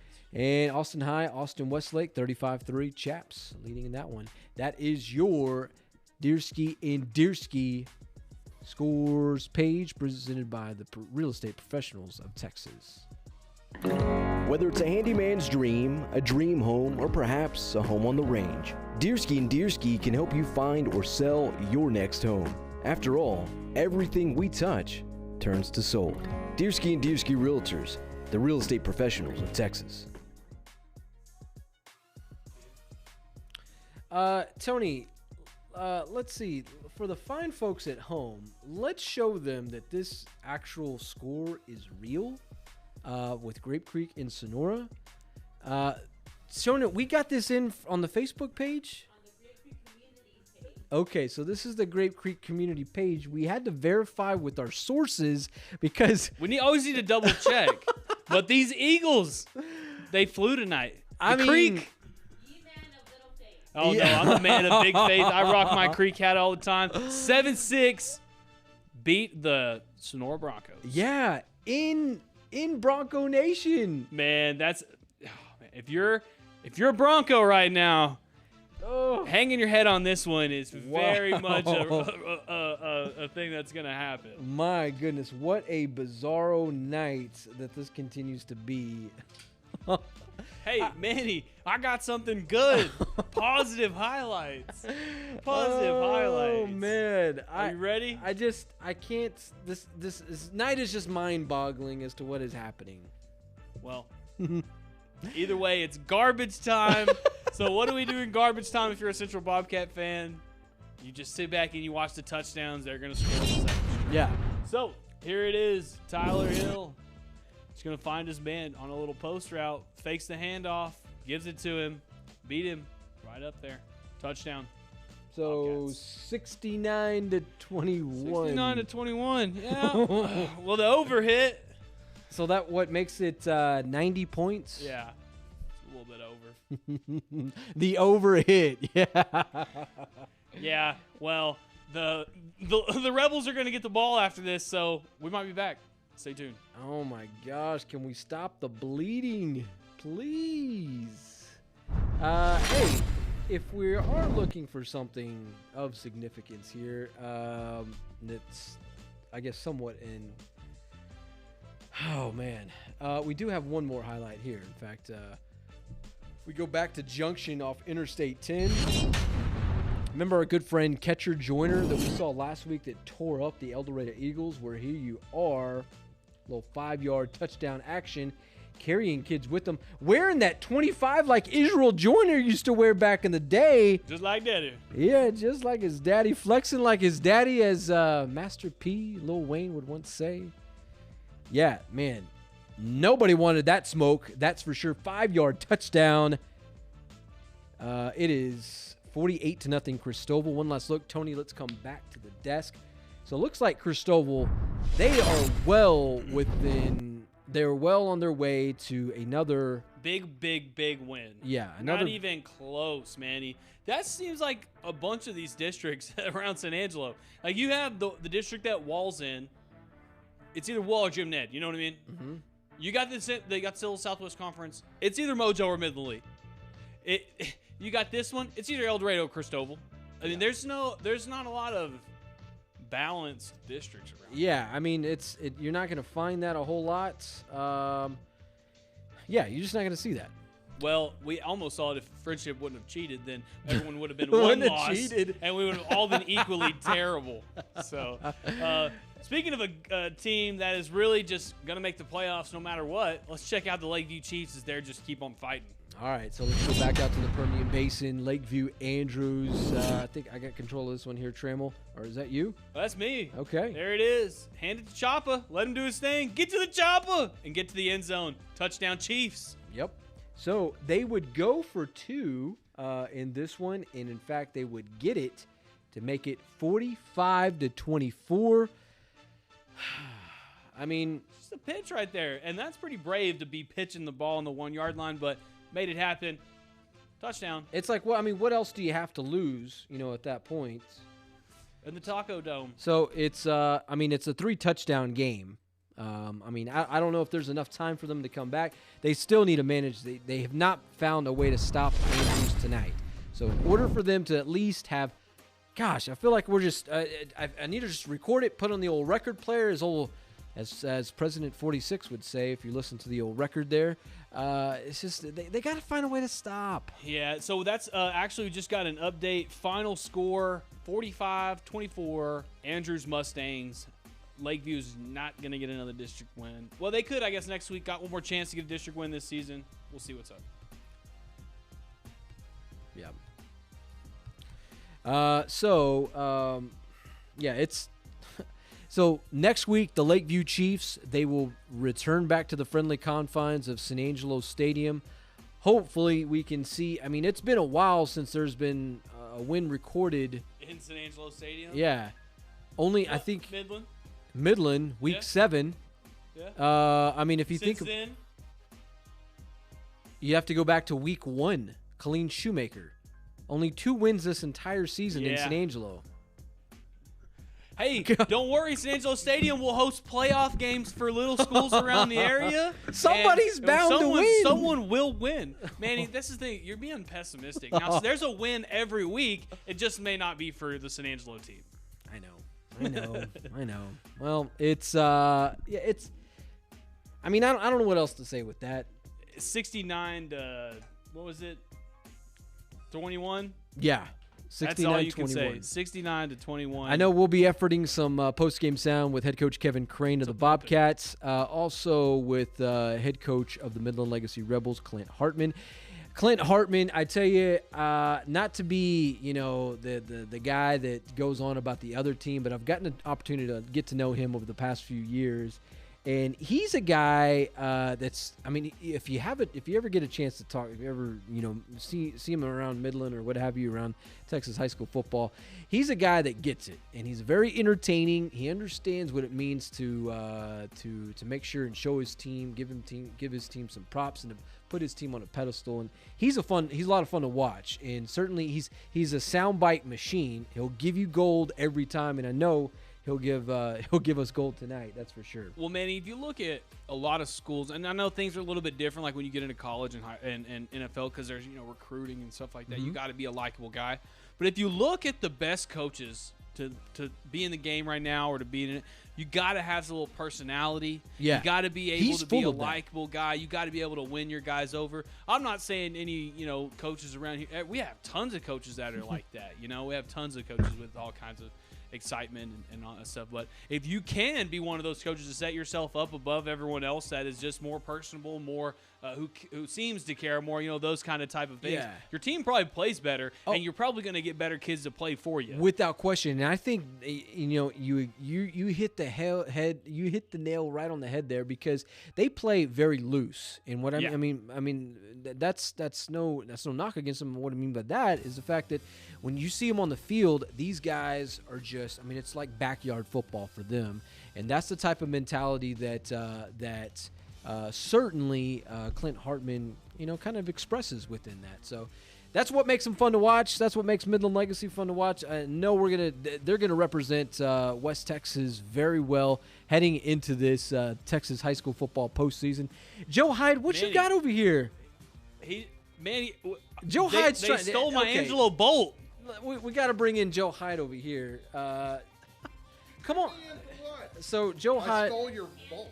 He This is stole this stole is- my Angelo Bolt. This is the coolest thing. I mean, Angelo Bolt, they gave us this bolt. I mean, and the other thing is, Manny, Trammell has a sponsor for his desk. Where's your sponsor? I don't have a sponsor. I'm not that special around here. We need to have a Manny Diaz sponsor. The Manny Diaz desk. I mean, the publisher, you need to have a sponsor. I mean, Trammell has the bolt. The Bolt. The nut I and know. bolts. I mean, this Because this you know bolt- why? Just like Angelo Bolts, I may be the nuts and bolts of this show. Hey, whatever. You are the nuts and bolts of the show. But this thing is so cool. And you know, the thing weighs like, I mean, you could like, Yeah. I mean, this is like gym stuff, you Yeah, know? hey, maybe we pass it out to the Bobcats and say, hey, we can get a little extra workout in. Trammell, you're just getting me in trouble. Hey. You're just getting me in trouble. But Yeah, anyway, that I'm was- going to take the bolt back to Trammell. Yeah. All right. All right. Remember, by the way- courtesy Angelo Bolt. By the way, vote Joe Hyde for Tom Green County Judge. Yeah, go follow his announced Facebook his page. candidacy earlier this week. Go follow his Facebook page. Go follow him on YouTube. You can like his video. I know we were talking about that earlier this week. So, yeah, go check out Joe Hyde for sure. Also, go check out Angelo Bolt. Yeah. Make sure you check out Angelo Bolt. We're just having man. a good time here.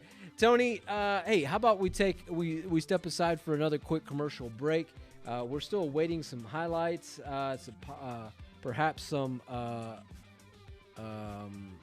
final scores, and perhaps some post-game sound. We do have a good one. We'll leave you this. La Speranza Chadburn Clinic is here to serve you, providing behavioral health services, adult primary health care, along with school and employment physicals, and so much more. La Speranza Chadburn Clinic, located at 1610 South Chadburn, offers extended hours Monday through Thursday and Saturday clinic hours from 8 a.m. to 12 p.m. All right, so what I was getting into, and this is because I took too long to develop my thought. So Christoval Island is officially in Junction tonight. Yeah, so what is this? How many? Let's get an update before we go to it. How many interceptions does Carpenter have? He had 7 entering tonight. All right, well, y'all want to see lucky number 8. It's spooky out there. It's Halloween season, and he's trick-or-treating. Put his hand in the candy bag, knocked on the door. I love didn't it. get the apple. He got the Snickers. I don't He got care. the interception. Twisting around. I love it. Yep. Interception. Interception number 8, tied for number 2 in the state of Texas. He's the number one guy in interceptions in Class 2A Division 2. Can we just talk about what they're running? What in that HE double hockey sticks Yeah, is this, break it Manny? down, Trammell. I mean, dude, what in the heck? So this is a 6-man play. This is, look, the quarterback takes the ball, hands it to his running back, and the running back is the one that threw the interception. Well, I mean, Trammell, at this point, I mean, Does the quarterback not want to play quarterback anymore? we're in garbage time. Now, when I say go into the bag of tricks, this is like getting the apple on Halloween bag of tricks. You need the Snickers because he's always hungry. Caden Carpenter. Caden Carpenter, interception number 8. I'm assuming that's probably going to put him Maybe number 1. I don't know. We're getting perhaps close, number though. 1. We'll see. We'll see after I tomorrow. bet Bo Jolly's not very happy. I know. That was mine. Bo Jolly worked hard to get an interception tonight, but that's I would be interested to see and have a conversation with those two guys as to, in fact, that may be on the list of things to do and chat with those guys next week. We need to, as man, to because what goes on. That's with the them. story. You know, that's probably the biggest story that's going on right now. These guys are making history, man. Yeah, I mean, just killing it each and every week. You can say whatever you want. Yeah, they don't play against. They don't have the toughest schedule. You still have to do something to get that many interceptions Right. in a season. No, you are exactly right. You still got to do it. So, that's kind of how the cookie crumbles with Caden Carpenter and Christoval Cougars. So that would make it, I think, 18 total interceptions on the season. They were third. That made them, entering tonight, they had 16. They were sitting in third for third most interceptions in the state of Texas. So these guys are just doing monster things. And next week when they take on the Miles Bulldogs, I mean, we saw what El Dorado did to Miles just a few weeks ago. Yeah. And, I mean, that's scary to think that. And we saw what they did to Rock Springs, and Miles is. It's scary to think that Christoval could just go off on the Bulldogs in the regular season finale. I don't think they will. I think they'll probably leave. I mean, they're not going to go all out like, they're not going to put it all in the.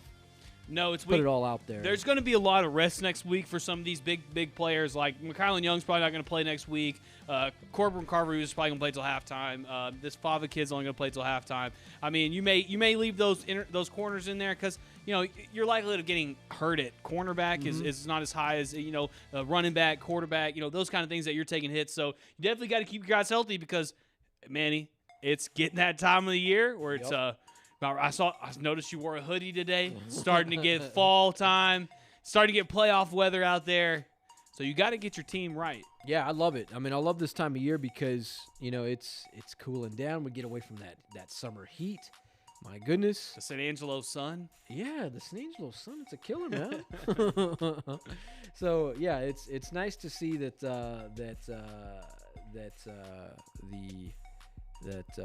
rolling in. So it looks like Tristan Franklin, he's getting ready for a Zoom call as we get ready to talk to him and just confirm that he is kind of getting ready for that. So look out for that, Trammell, here in the next few moments.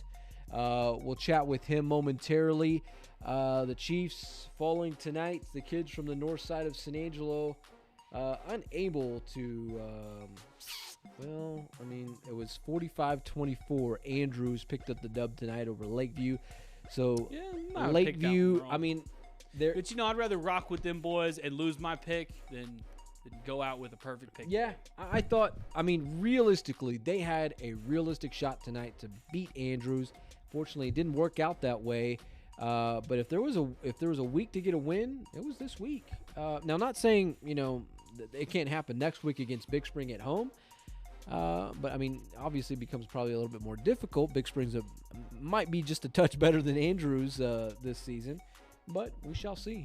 Weird things have happened tonight. Weird things have happened this season. So we haven't seen a true upset of the season. And Tremor, we were talking about that heading into the show tonight. We haven't really seen that, and that's it's a little different because normally maybe we get one of those a season, a few of those, but that just didn't work out. So, Manny, I'm looking at our picks. I know it may be a little early. Some of these aren't done, but most of them, of course, even if they're not done, they're done, right? Mm-hmm. So, of course, me and you, we didn't win.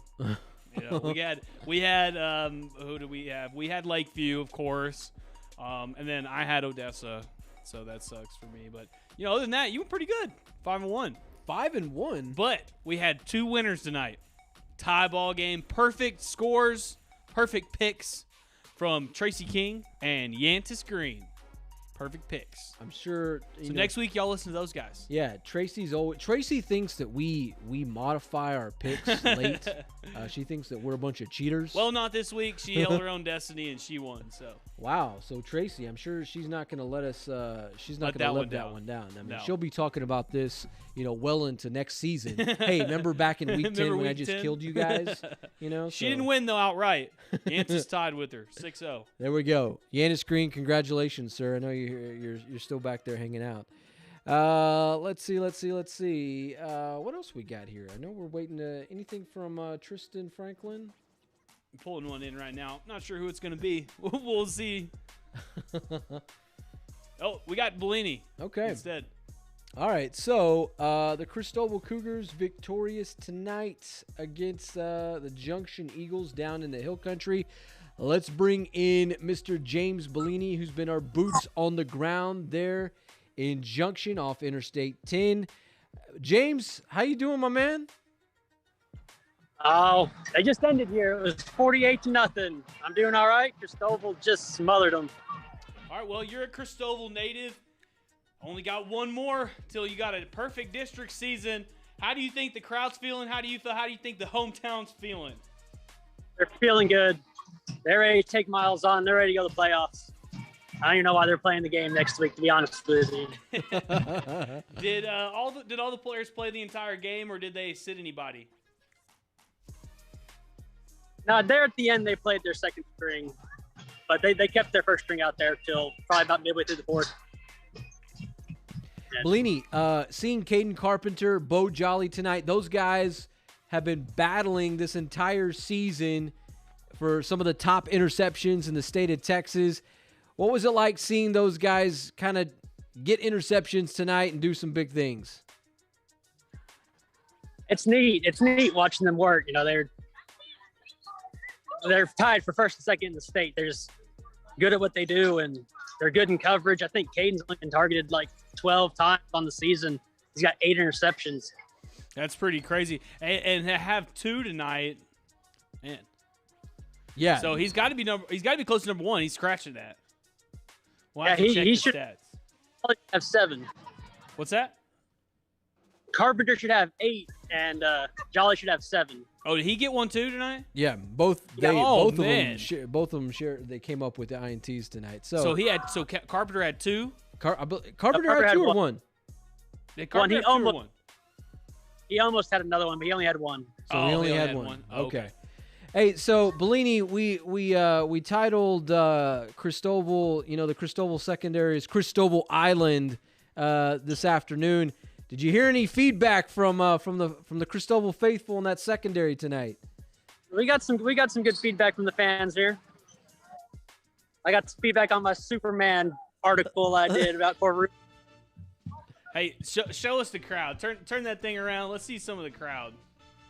Now, there's a few people that went out there. Kind of a drive, but and I'm sure a bunch of people have already walked out. This game is over, so the band didn't show up. The band went to area for their area meet, so there's no Christoval band here tonight. Yeah, the band will be in Amarillo tomorrow. Oh, nice. Got a little area competition. Maybe they can make it to state. Yeah. There we go. So that's what they're bringing working home on. the gold.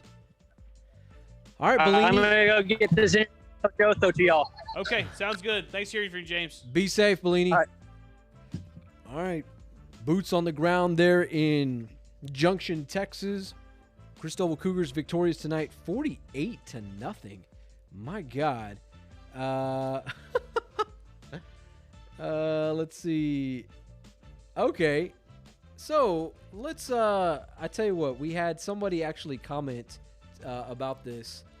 You can Sonora. In fact, I have it ready here if you want to take this yeah. here. So, because yes, and Tony, if you want to lose the lower third right there. So we actually had to do a double take. In Shara, the reason we did a double take is because Sonora, historically a very, very good football team. Not to mention they went down to Bronco Nation, to Bronco Stadium. So it's not that we didn't doubt Grape Creek tonight by no stretch of the imagination, but for one, it was just an odd score. So for me, I've been covering high school football around here for a long time. In Grape Creek, it was just a weird score. All right, so here's in my defense. I ride with Grape Creek. I tell you what, Manny's over here with all these stickers and all that stuff. I have one team that's ever given me anything, and that's the Grape Creek Eagles. I got my Creek hat. I rock it. Anyone here, I'll prove it to y'all. But no Texas high school football score should be 7-6 in general. I know. So that was more of the reason we're like, is this thing complete? Is this a halftime score? Not to knock anybody, but right. 7-6 is a terrible football score. So we'll read this. So Shara Fire, so proud of our boys. COVER1 Live had to fact check the score and said Sonora should be hanging their heads for losing this game since they never care about Grape Creek. They apparently haven't seen how much heart and fight our boys have this year. Way to go, Eagles. Keep proving them wrong. We checked it out last week. I was heartbroken last week because that win, their loss last week was just right there, nail biter. Yep. Well, that's our reasoning why we had to, so to speak, fact check it. It was just an odd score, and the fact that also that they're playing against Sonora. Sonora's been a historically good football team. I'll be honest with you. If I was to, look back, if I was to pick that game, I probably would have sided with Sonora. Now, am I proud of the Grape Creek, what they did tonight? Absolutely. They came up with an upset tonight. Yep. That's huge for the Eagles. They haven't seen a whole lot of success in their program. I mean, why not? Hats off to the Grape Creek Eagles tonight. Hope you don't take it personally. So there's Continue that. to watch. All right. Chadwick. Yes, Chadwick in the studio. So looks like we might be efforting Ryan Chadwick in the studio. I know it's kind of getting, we're getting close to the 10 o'clock hour, which means for us probably time to wrap it up here after a while. In the meantime, Trammell, how about do you want to go roll through some scores real quick? Let's run some scores. I think everything's kind of getting final, so maybe one of the last times you'll get to check it out. But don't worry, even though we're gone in a minute, scores will be there all week. Check them out, sanangelive.com/scores. It's brought to you by Deersky and Deersky Also see them on the Realtors, ticker. the realers They're say. running. What's that? Also see them on the ticker. They're running there That's too. right. Check them down there at the ticker. Ticker's not full. Only got 25 games on there, but they're pretty important games, so check them out. So anyways, these are Deersky and Deersky Realtors score page brought to you by Deersky and Deersky Realtors, the real estate professionals of Texas. This is the Angelo Bolt live desk, bringing it to you. Menard, El Dorado, 48-6. Fourth quarter, that one's just about over. 80-7. Fourth quarter for Brock and Peaster. Canyon, Wichita Falls Rider final, 45-23 Rider. Winners, 55. De Leon, 21. Coleman, 49. San Saba, 7. Dumas and Canyon, 29-14. Dumas. Abilene, 42. Midland, 28. With that means Central Bobcats make the playoffs. Galena Park North Shore, humble Atascosa. Atascocita, 21. Galena Park North Shore, 31. Brownwood versus Waxahachie Live, 49-13. Brownwood wins. West Mesquite versus Highland Park, 46-28. Highland Park. Midlothian Heritage just losing this one against Stephenville, 31-14. Mansfield, Duncanville, 56-10. Duncanville.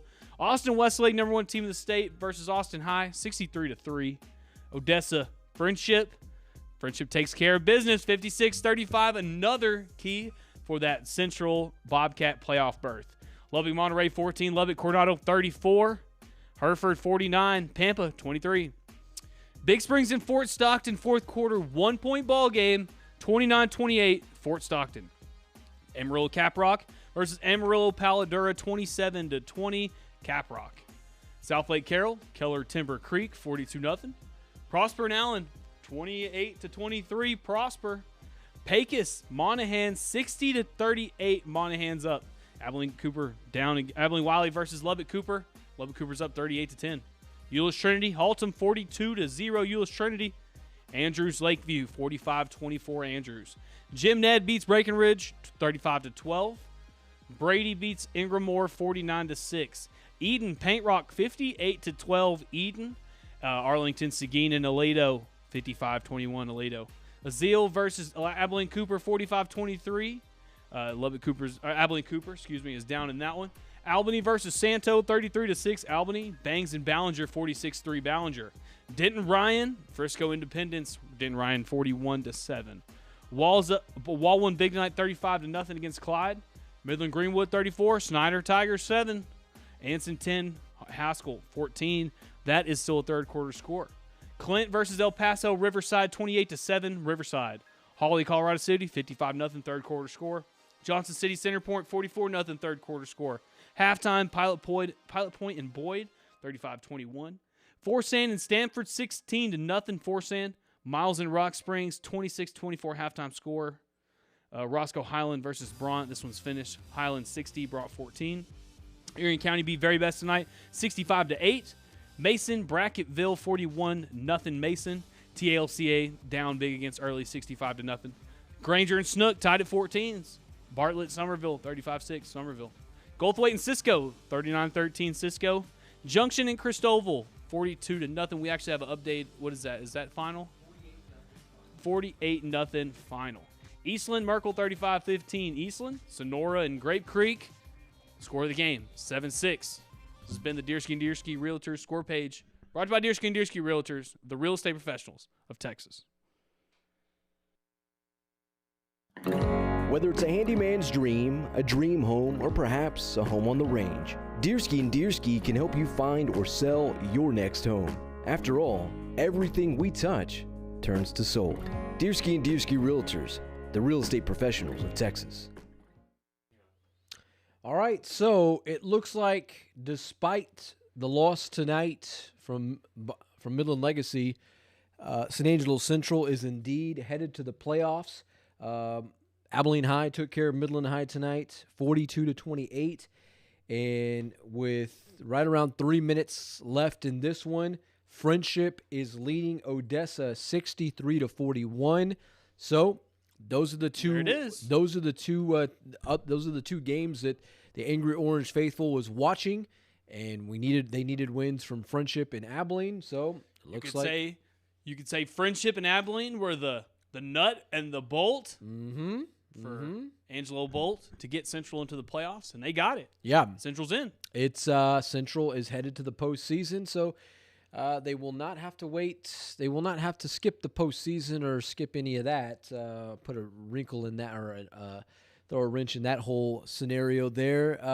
They're going to keep a postseason streak intact. So yeah, good for them.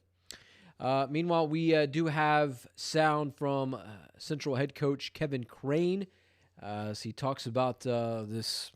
I mean, let's call it what it is. It's a devastating loss. Yep, big blowout. Yeah, so let's go back to San Angelo Stadium, hear from head coach Kevin Crane. All right, head coach Kevin Crane of the Central Bobcats. Coach, just tell me, walk me through your words to the team in the locker room after halftime.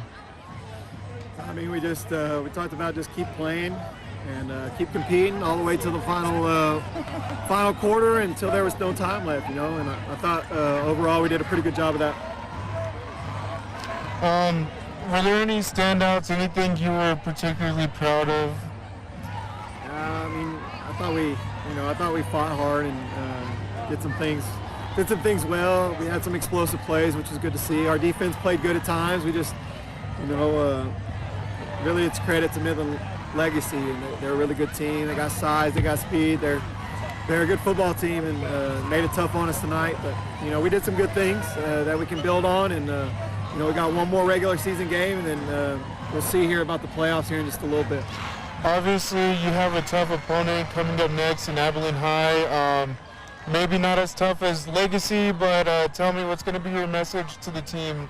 Well, Abilene's playing well too. They're a really good football team. And, typical Abilene High. They're disciplined and they don't make mistakes, and they're playing great defense. And so it'll be a big challenge, So we just got to regroup and try to go over there on a short week, play on Thursday night, and go compete as hard as we possibly can. All right, thank you, Coach. What do you say? I mean, what could you say? That's a big one. That's a tough pill to swallow. I appreciate Caleb Price not throwing out the negative questions, because it's easy to lob up. Why is your team playing so? Why is your team getting hammered the way they did? Well, it's because it's Midland Legacy. I mean, you know what I'm saying? This isn't, and he shouldn't feel so bad about it. I could have told you week one it was going to happen. I mean, and as much as a coach, could be biased, you got to at least have some kind of realization of what your team is and who your team is. And so you don't play. You play to win. You don't ever think about losing. But when it does happen, you can't let it affect you too much, because that wasn't a game you had circle on the calendar. Yeah, and and what I like the most is the fact that how Central just came out right out the gate. Despite losing this one, they came out right out the gate, and they popped Midland Legacy in the mouth first play of the game. Yeah. With the 82-yard touchdown pass from Tyler Hill to Jacob English. Yeah. And, I don't think Legacy's seen that at all this entire season. No, because, the Bobcats have not been one of those teams who go out the gate really fast. It usually takes them, a few plays to get going. Yeah. All right, we're going to step aside, take our last commercial break of the night, but when we come back, we will hear from the Bobcat connoisseur, Mr. Ryan Chadwick, as he, I guess, pieces this one together. We kind of make some sort of sense. Yeah, make some sense. We'll unpack it after the break. For over 70 years, W&W AFCO Steel has fabricated the steel to frame some of the most iconic structures nationwide. From Soldier Field in Chicago to Cal Field, home of the Texas A&M Fighting Aggies and College Station, what begins in San Angelo is impacting America. All right, that was WW AFCO Steel. So, guys, just stay tuned. We're kind of getting the set up, everything. We got Ryan Chadwick here. He's going to tell us a little bit on Midland Lee. But just a little update. So we had just confirmed Central Bobcats are in the playoffs. We have a win by Abilene High and a win by Friendship. So that's it. Central's in no matter what. Get beat by 50 points, still make it. Ryan, make sense of it to me. Yeah. Is there any sense to make of this tonight? The better team won the football game, and that's really all the sense you need to make out of it. We knew coming in that Legacy was probably at least 20-point favorites. Mm-hmm.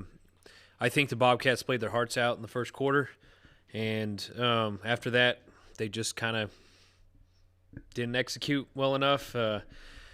Tyler Hill got rattled early. It affected the accuracy of his throws, affected the timing of his throws. You saw him throwing behind a lot of his receivers, and not to mention his receivers were getting popped. Like, it got to the point where they didn't want to catch the ball. There were several occasions where a throw might have been a little off target, but that receiver wasn't diving for that ball. So overall, too many drops tonight by the receivers. Tyler Hill could have played a little bit better.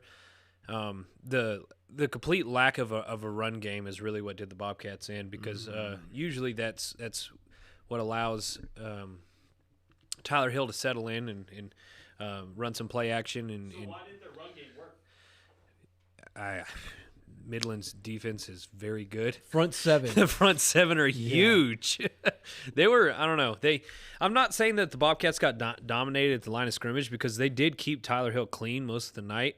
I think he only got sacked once or twice, and they were for negligible yardage after he had already taken off. So, props to the O-line in the passing game. They just couldn't get any push up front, and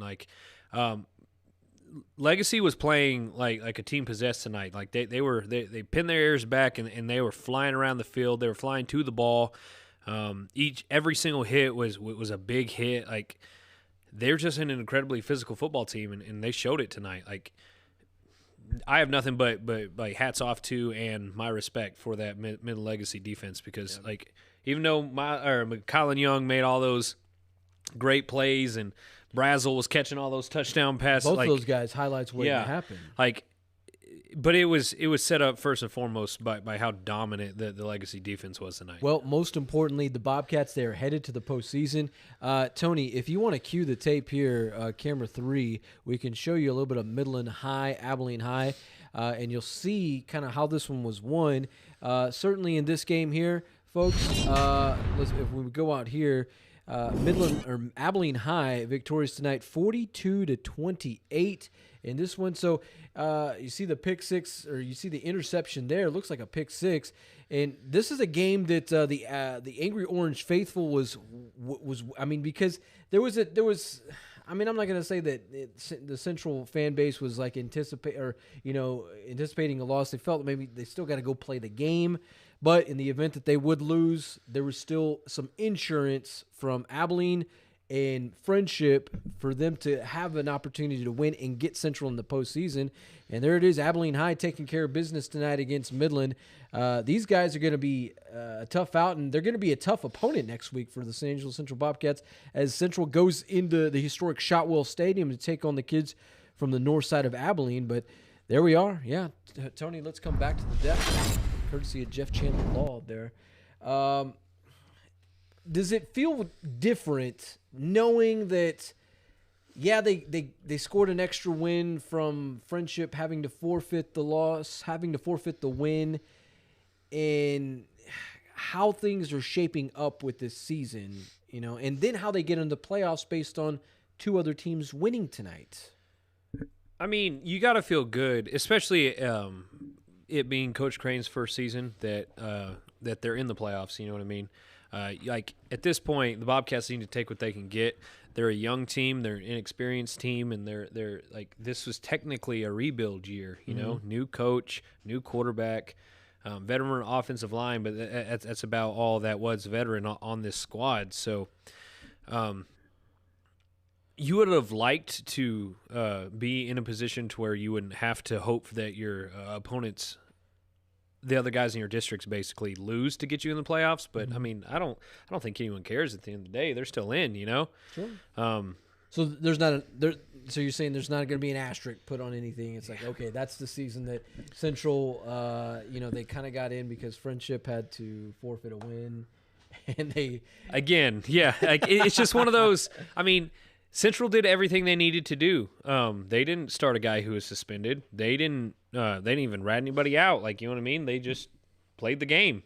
So like they can't no one can be mad at Central for just benefiting off of the coaches at Friendship's mistake, you know. I'll say it, cheaters. Yeah, I mean, like, and you got to feel for the guys who play for Friendship because like they've been playing their hearts out all season, but like they're gonna miss it again. Yeah. After that week, it was like, I mean, things took an incredibly different turn for that team. Mhm. You know, it's like they haven't been the same since that happened. And how can you, you know? So like, I know the Bobcats, again, like I know they wish that they would have not dropped games against Odessa High and Friendship, but hey, they got the win against Friendship and they're in the playoffs. And I bet you even now, like I was listening to a little bit of Coach Crane's interview. Like they just got to forget what happened tonight. They just got to look forward to next week because I still say that Central has as much of a chance beating Abilene High as they did against Odessa Permian, and that Odessa Permian game like really did come down to the wire. Yeah. Abilene High, if there's been a team that's created parity in this league this season, it's been Abilene High. How they stuck with, certainly Midland Legacy, and then how they were able to kind of, I guess, push their way past Odessa Permian, who's a team that maybe they should probably. I mean, they did beat them well enough, but still, I mean, Permian was still within striking distance for some time with them. Right, but Abilene High, they're a good football team, and I don't think I myself, I didn't expect them to be this good this season. So right. I mean, I don't think anybody did coming into it.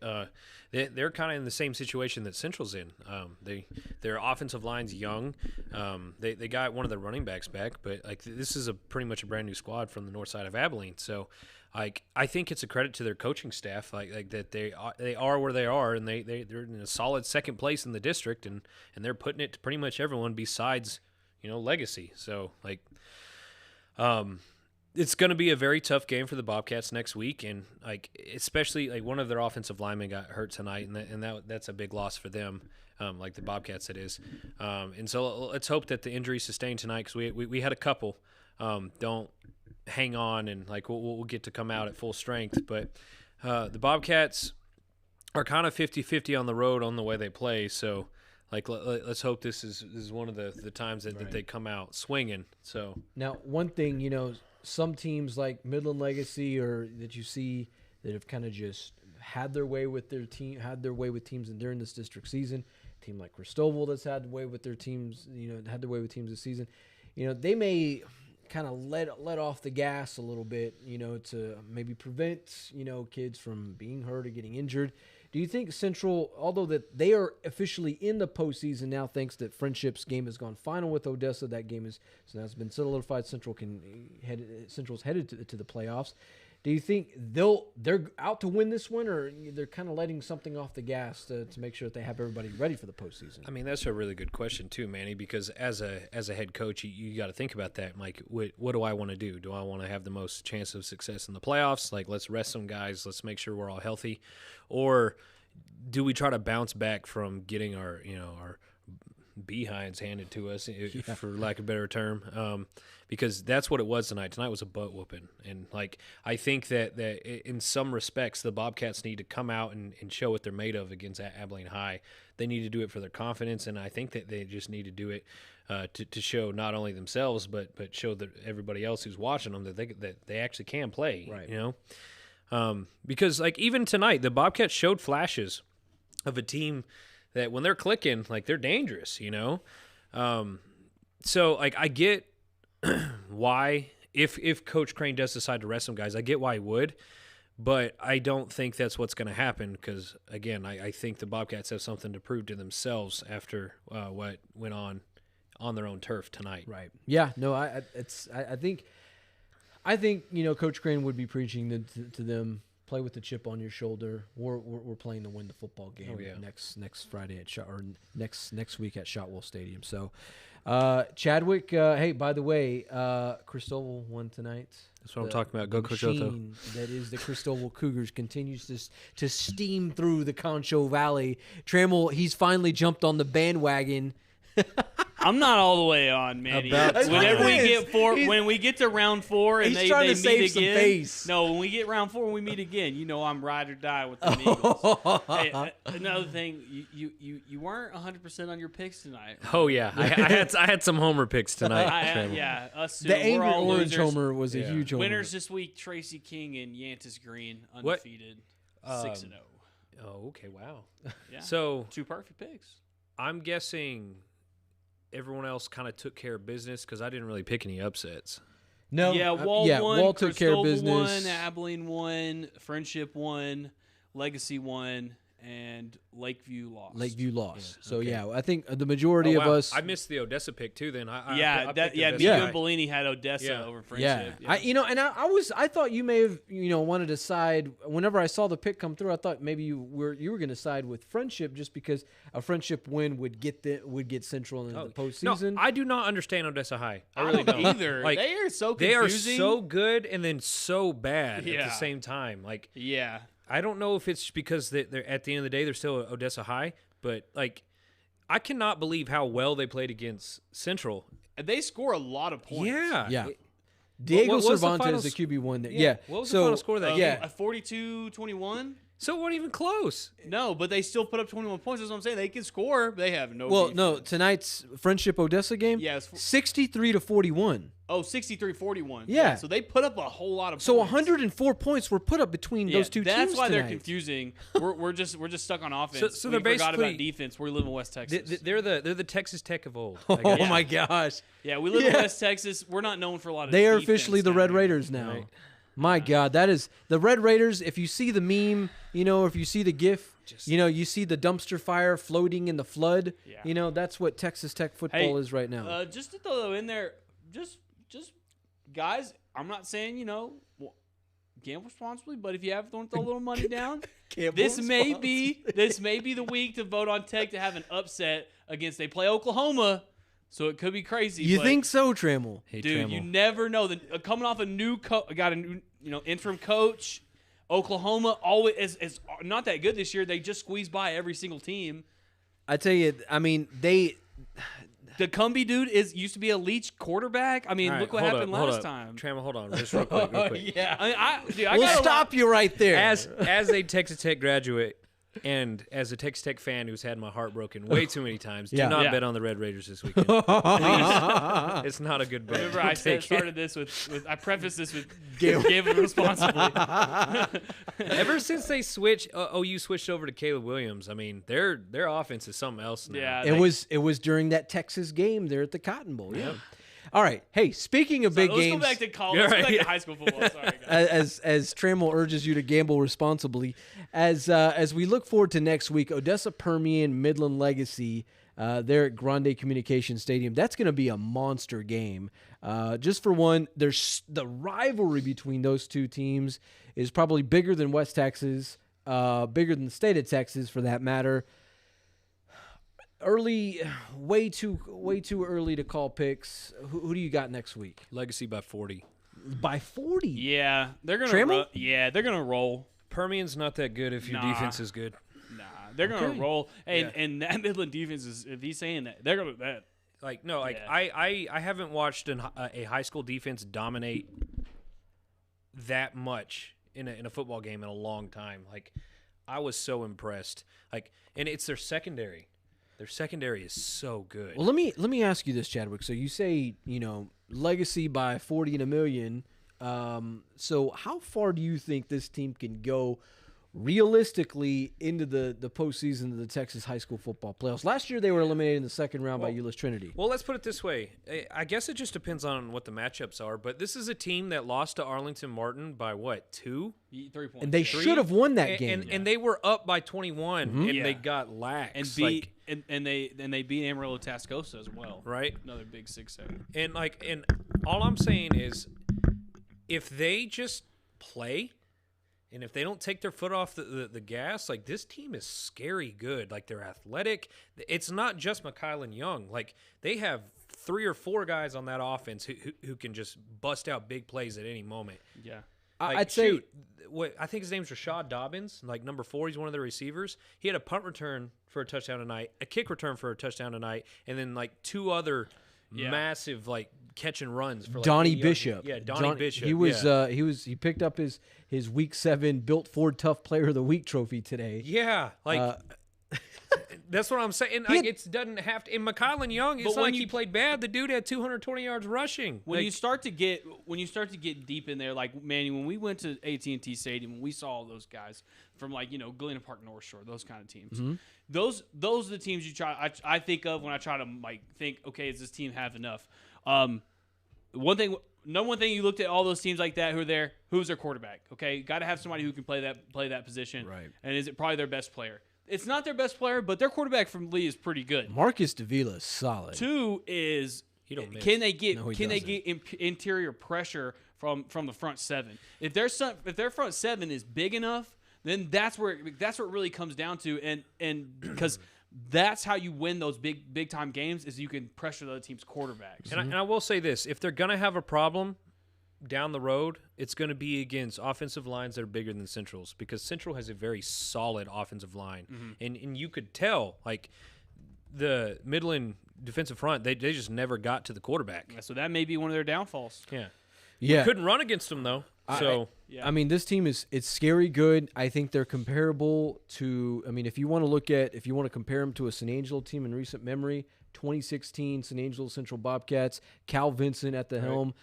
You had that team. We had Eli Howard on the defensive Eli line. Howard. Did you see that was team, year Chadwick? before that one. Oh, that was? Okay. Yeah, but that was the year that they had what was his name? The Adam West. That was the catch that year against Allen.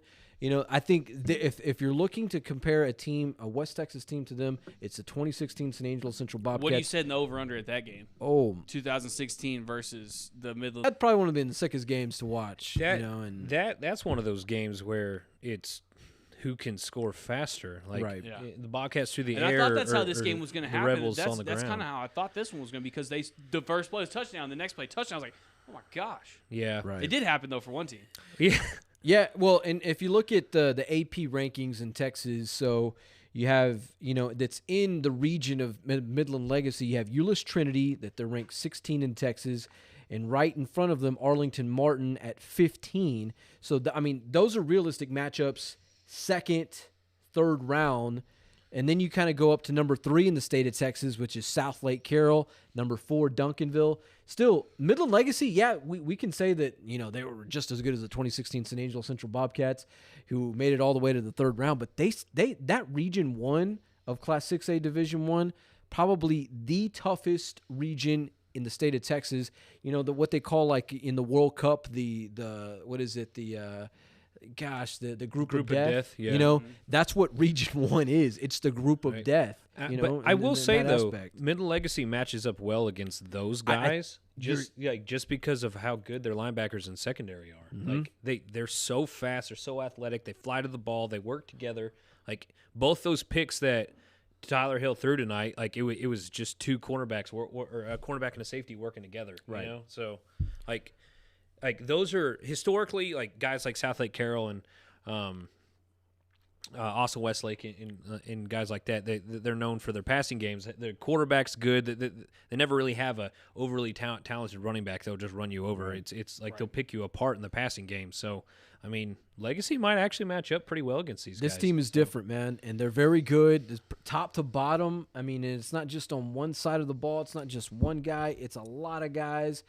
I was talking with Coach Clint Hartman before the game, and I told him, man, it's like you guys are just excitement in a bottle, right? It's like you get you an empanada and a Coke, and you get a smile, and that's what they are. They're a Coke and a smile when you watch these guys, and that's what makes them so fun to watch. And I think the sky's the limit for them. That second round will be crucial, whether or not they have a rematch with Euless Trinity. I'd like to see them play out here in West Texas. Hopefully, Clint Hartman can win a coin flip with one of these teams, bring them out to West Texas. And I think if they get a game at Grande, that's that's big. I think that's certainly works in their favor. And for San Angelo Central that year in 2016, they scored a playoff. I think it was a playoff. It was one game at home, the opener, and then they had to go to Killeen, or not Killeen, but they had to go to the Metroplex in the second round, and then back came the third round against Allen. So hopefully that is the case. And what a game that was! Either way, my gosh, we'll be chasing those guys all the way to the end. We can get into Sports. that. All right, so speaking of solid coaches, solid teams, plenty of upside, let's go check in with some post-game sound with the head coach of the Christoval Cougars, Casey Otho. His team victorious tonight, 48-0, taking care of the Junction Eagles as they remain undefeated in district play. Let's hit the tape. Coach Casey Otho, the Christoval Cougars, got a win here in Junction, 48-0. How's it feel to be one step closer to district championship? Yeah, that was our goal this week. Continue to get better, and just we got to finish the process of winning the district championship before we can focus in on anything else. Now, defense just smothered them all game. Continuing from last week, just how proud are you of your defense? Yeah, these guys continue to work and get better. Junction's got a young football team, and we get better. But we got to make sure that on defense that we continue to stay sound and just take care of our jobs. And the continuity from last year, you had Wilcox and lost in the graduation, and then this year you haven't taken a step back either. How do you keep that continuity up to the season?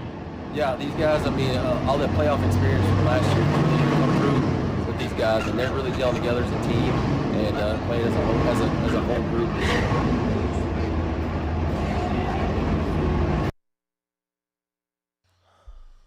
All right.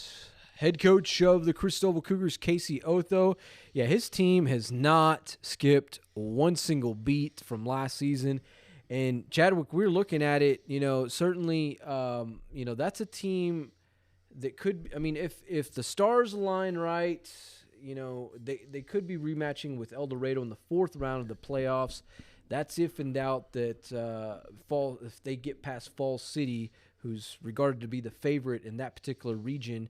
That would be in the third round. Granted, also Christoval makes it past all that. But, man, I tell you what, wouldn't that be a lot of fun to see those guys in the fourth round? Because it'd basically be a rivalry game that deep in the play. That's state semis at that point. Yeah. Right? Yeah. Well, that's state quarterfinals, next round state semis, which is likely to be against Mart, who's the number one team in Texas right now. So, but yeah, not out of the range of possibilities. It's These not. two teams are really good. Realistically, that's a potential matchup that we could see. And that's not ruling that out. Also, Manny, since you're from Christoval, you mind finding me one of those Cougar Pride sweatshirts? Those things are swagged out. I tell you what, man. Look at this bandwagon guy. Look at this bandwagon guy. I thought he was an El Dorado fan. I know. Welcome to the club. It's welcome good. to week 10. Welcome to week 10. I tell you, Christoval used to rock these uniforms back in the day, all red with the stripe on the side, white stripes, had Cougar right here across the chest, Pride on the belly, and the number in the middle. Those are the most classic uniforms. Golly. You'd have to go back to the Homer Galindo, Toby Galindo yesteryear, late 80s, early 90s. Man, it sounds like you need to find a way to bring those back. I know. Yeah, if I won the lottery tomorrow, I'd go order some Under Armour throwback unis for the Cougars and bring back those jerseys. Right. No, I guarantee you them were Russell.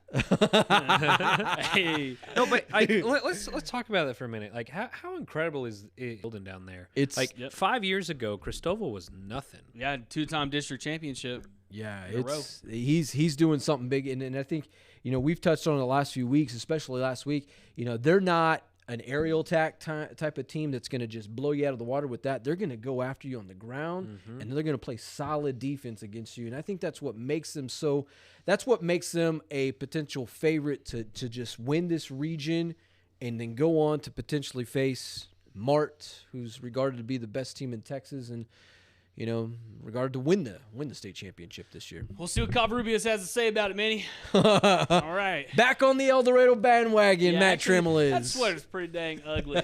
Back and forth and back and forth. Yeah, in fact, we caught some slack tonight because Sonora and Grape Creek, they battled tonight in Sutton County. get this. Grape Creek won 7-6. Trammell and I couldn't believe it when we saw the final We had to score. double check. We had to fact check it, and then someone called us out for fact checking. Yes. In fact, we're gonna show you the fact check here because this is real. This is what happened. Tony, why don't you take down the lower third here too? This person they felt the need to fact check us on this. Or at least just shed some light on that. We weren't throwing shade at Grape Creek by any stretch. We were of the throwing shade imagination. at Sonora. Yeah, right? because we were expecting Sonora to win that game, but here come the Grape Creek Eagles.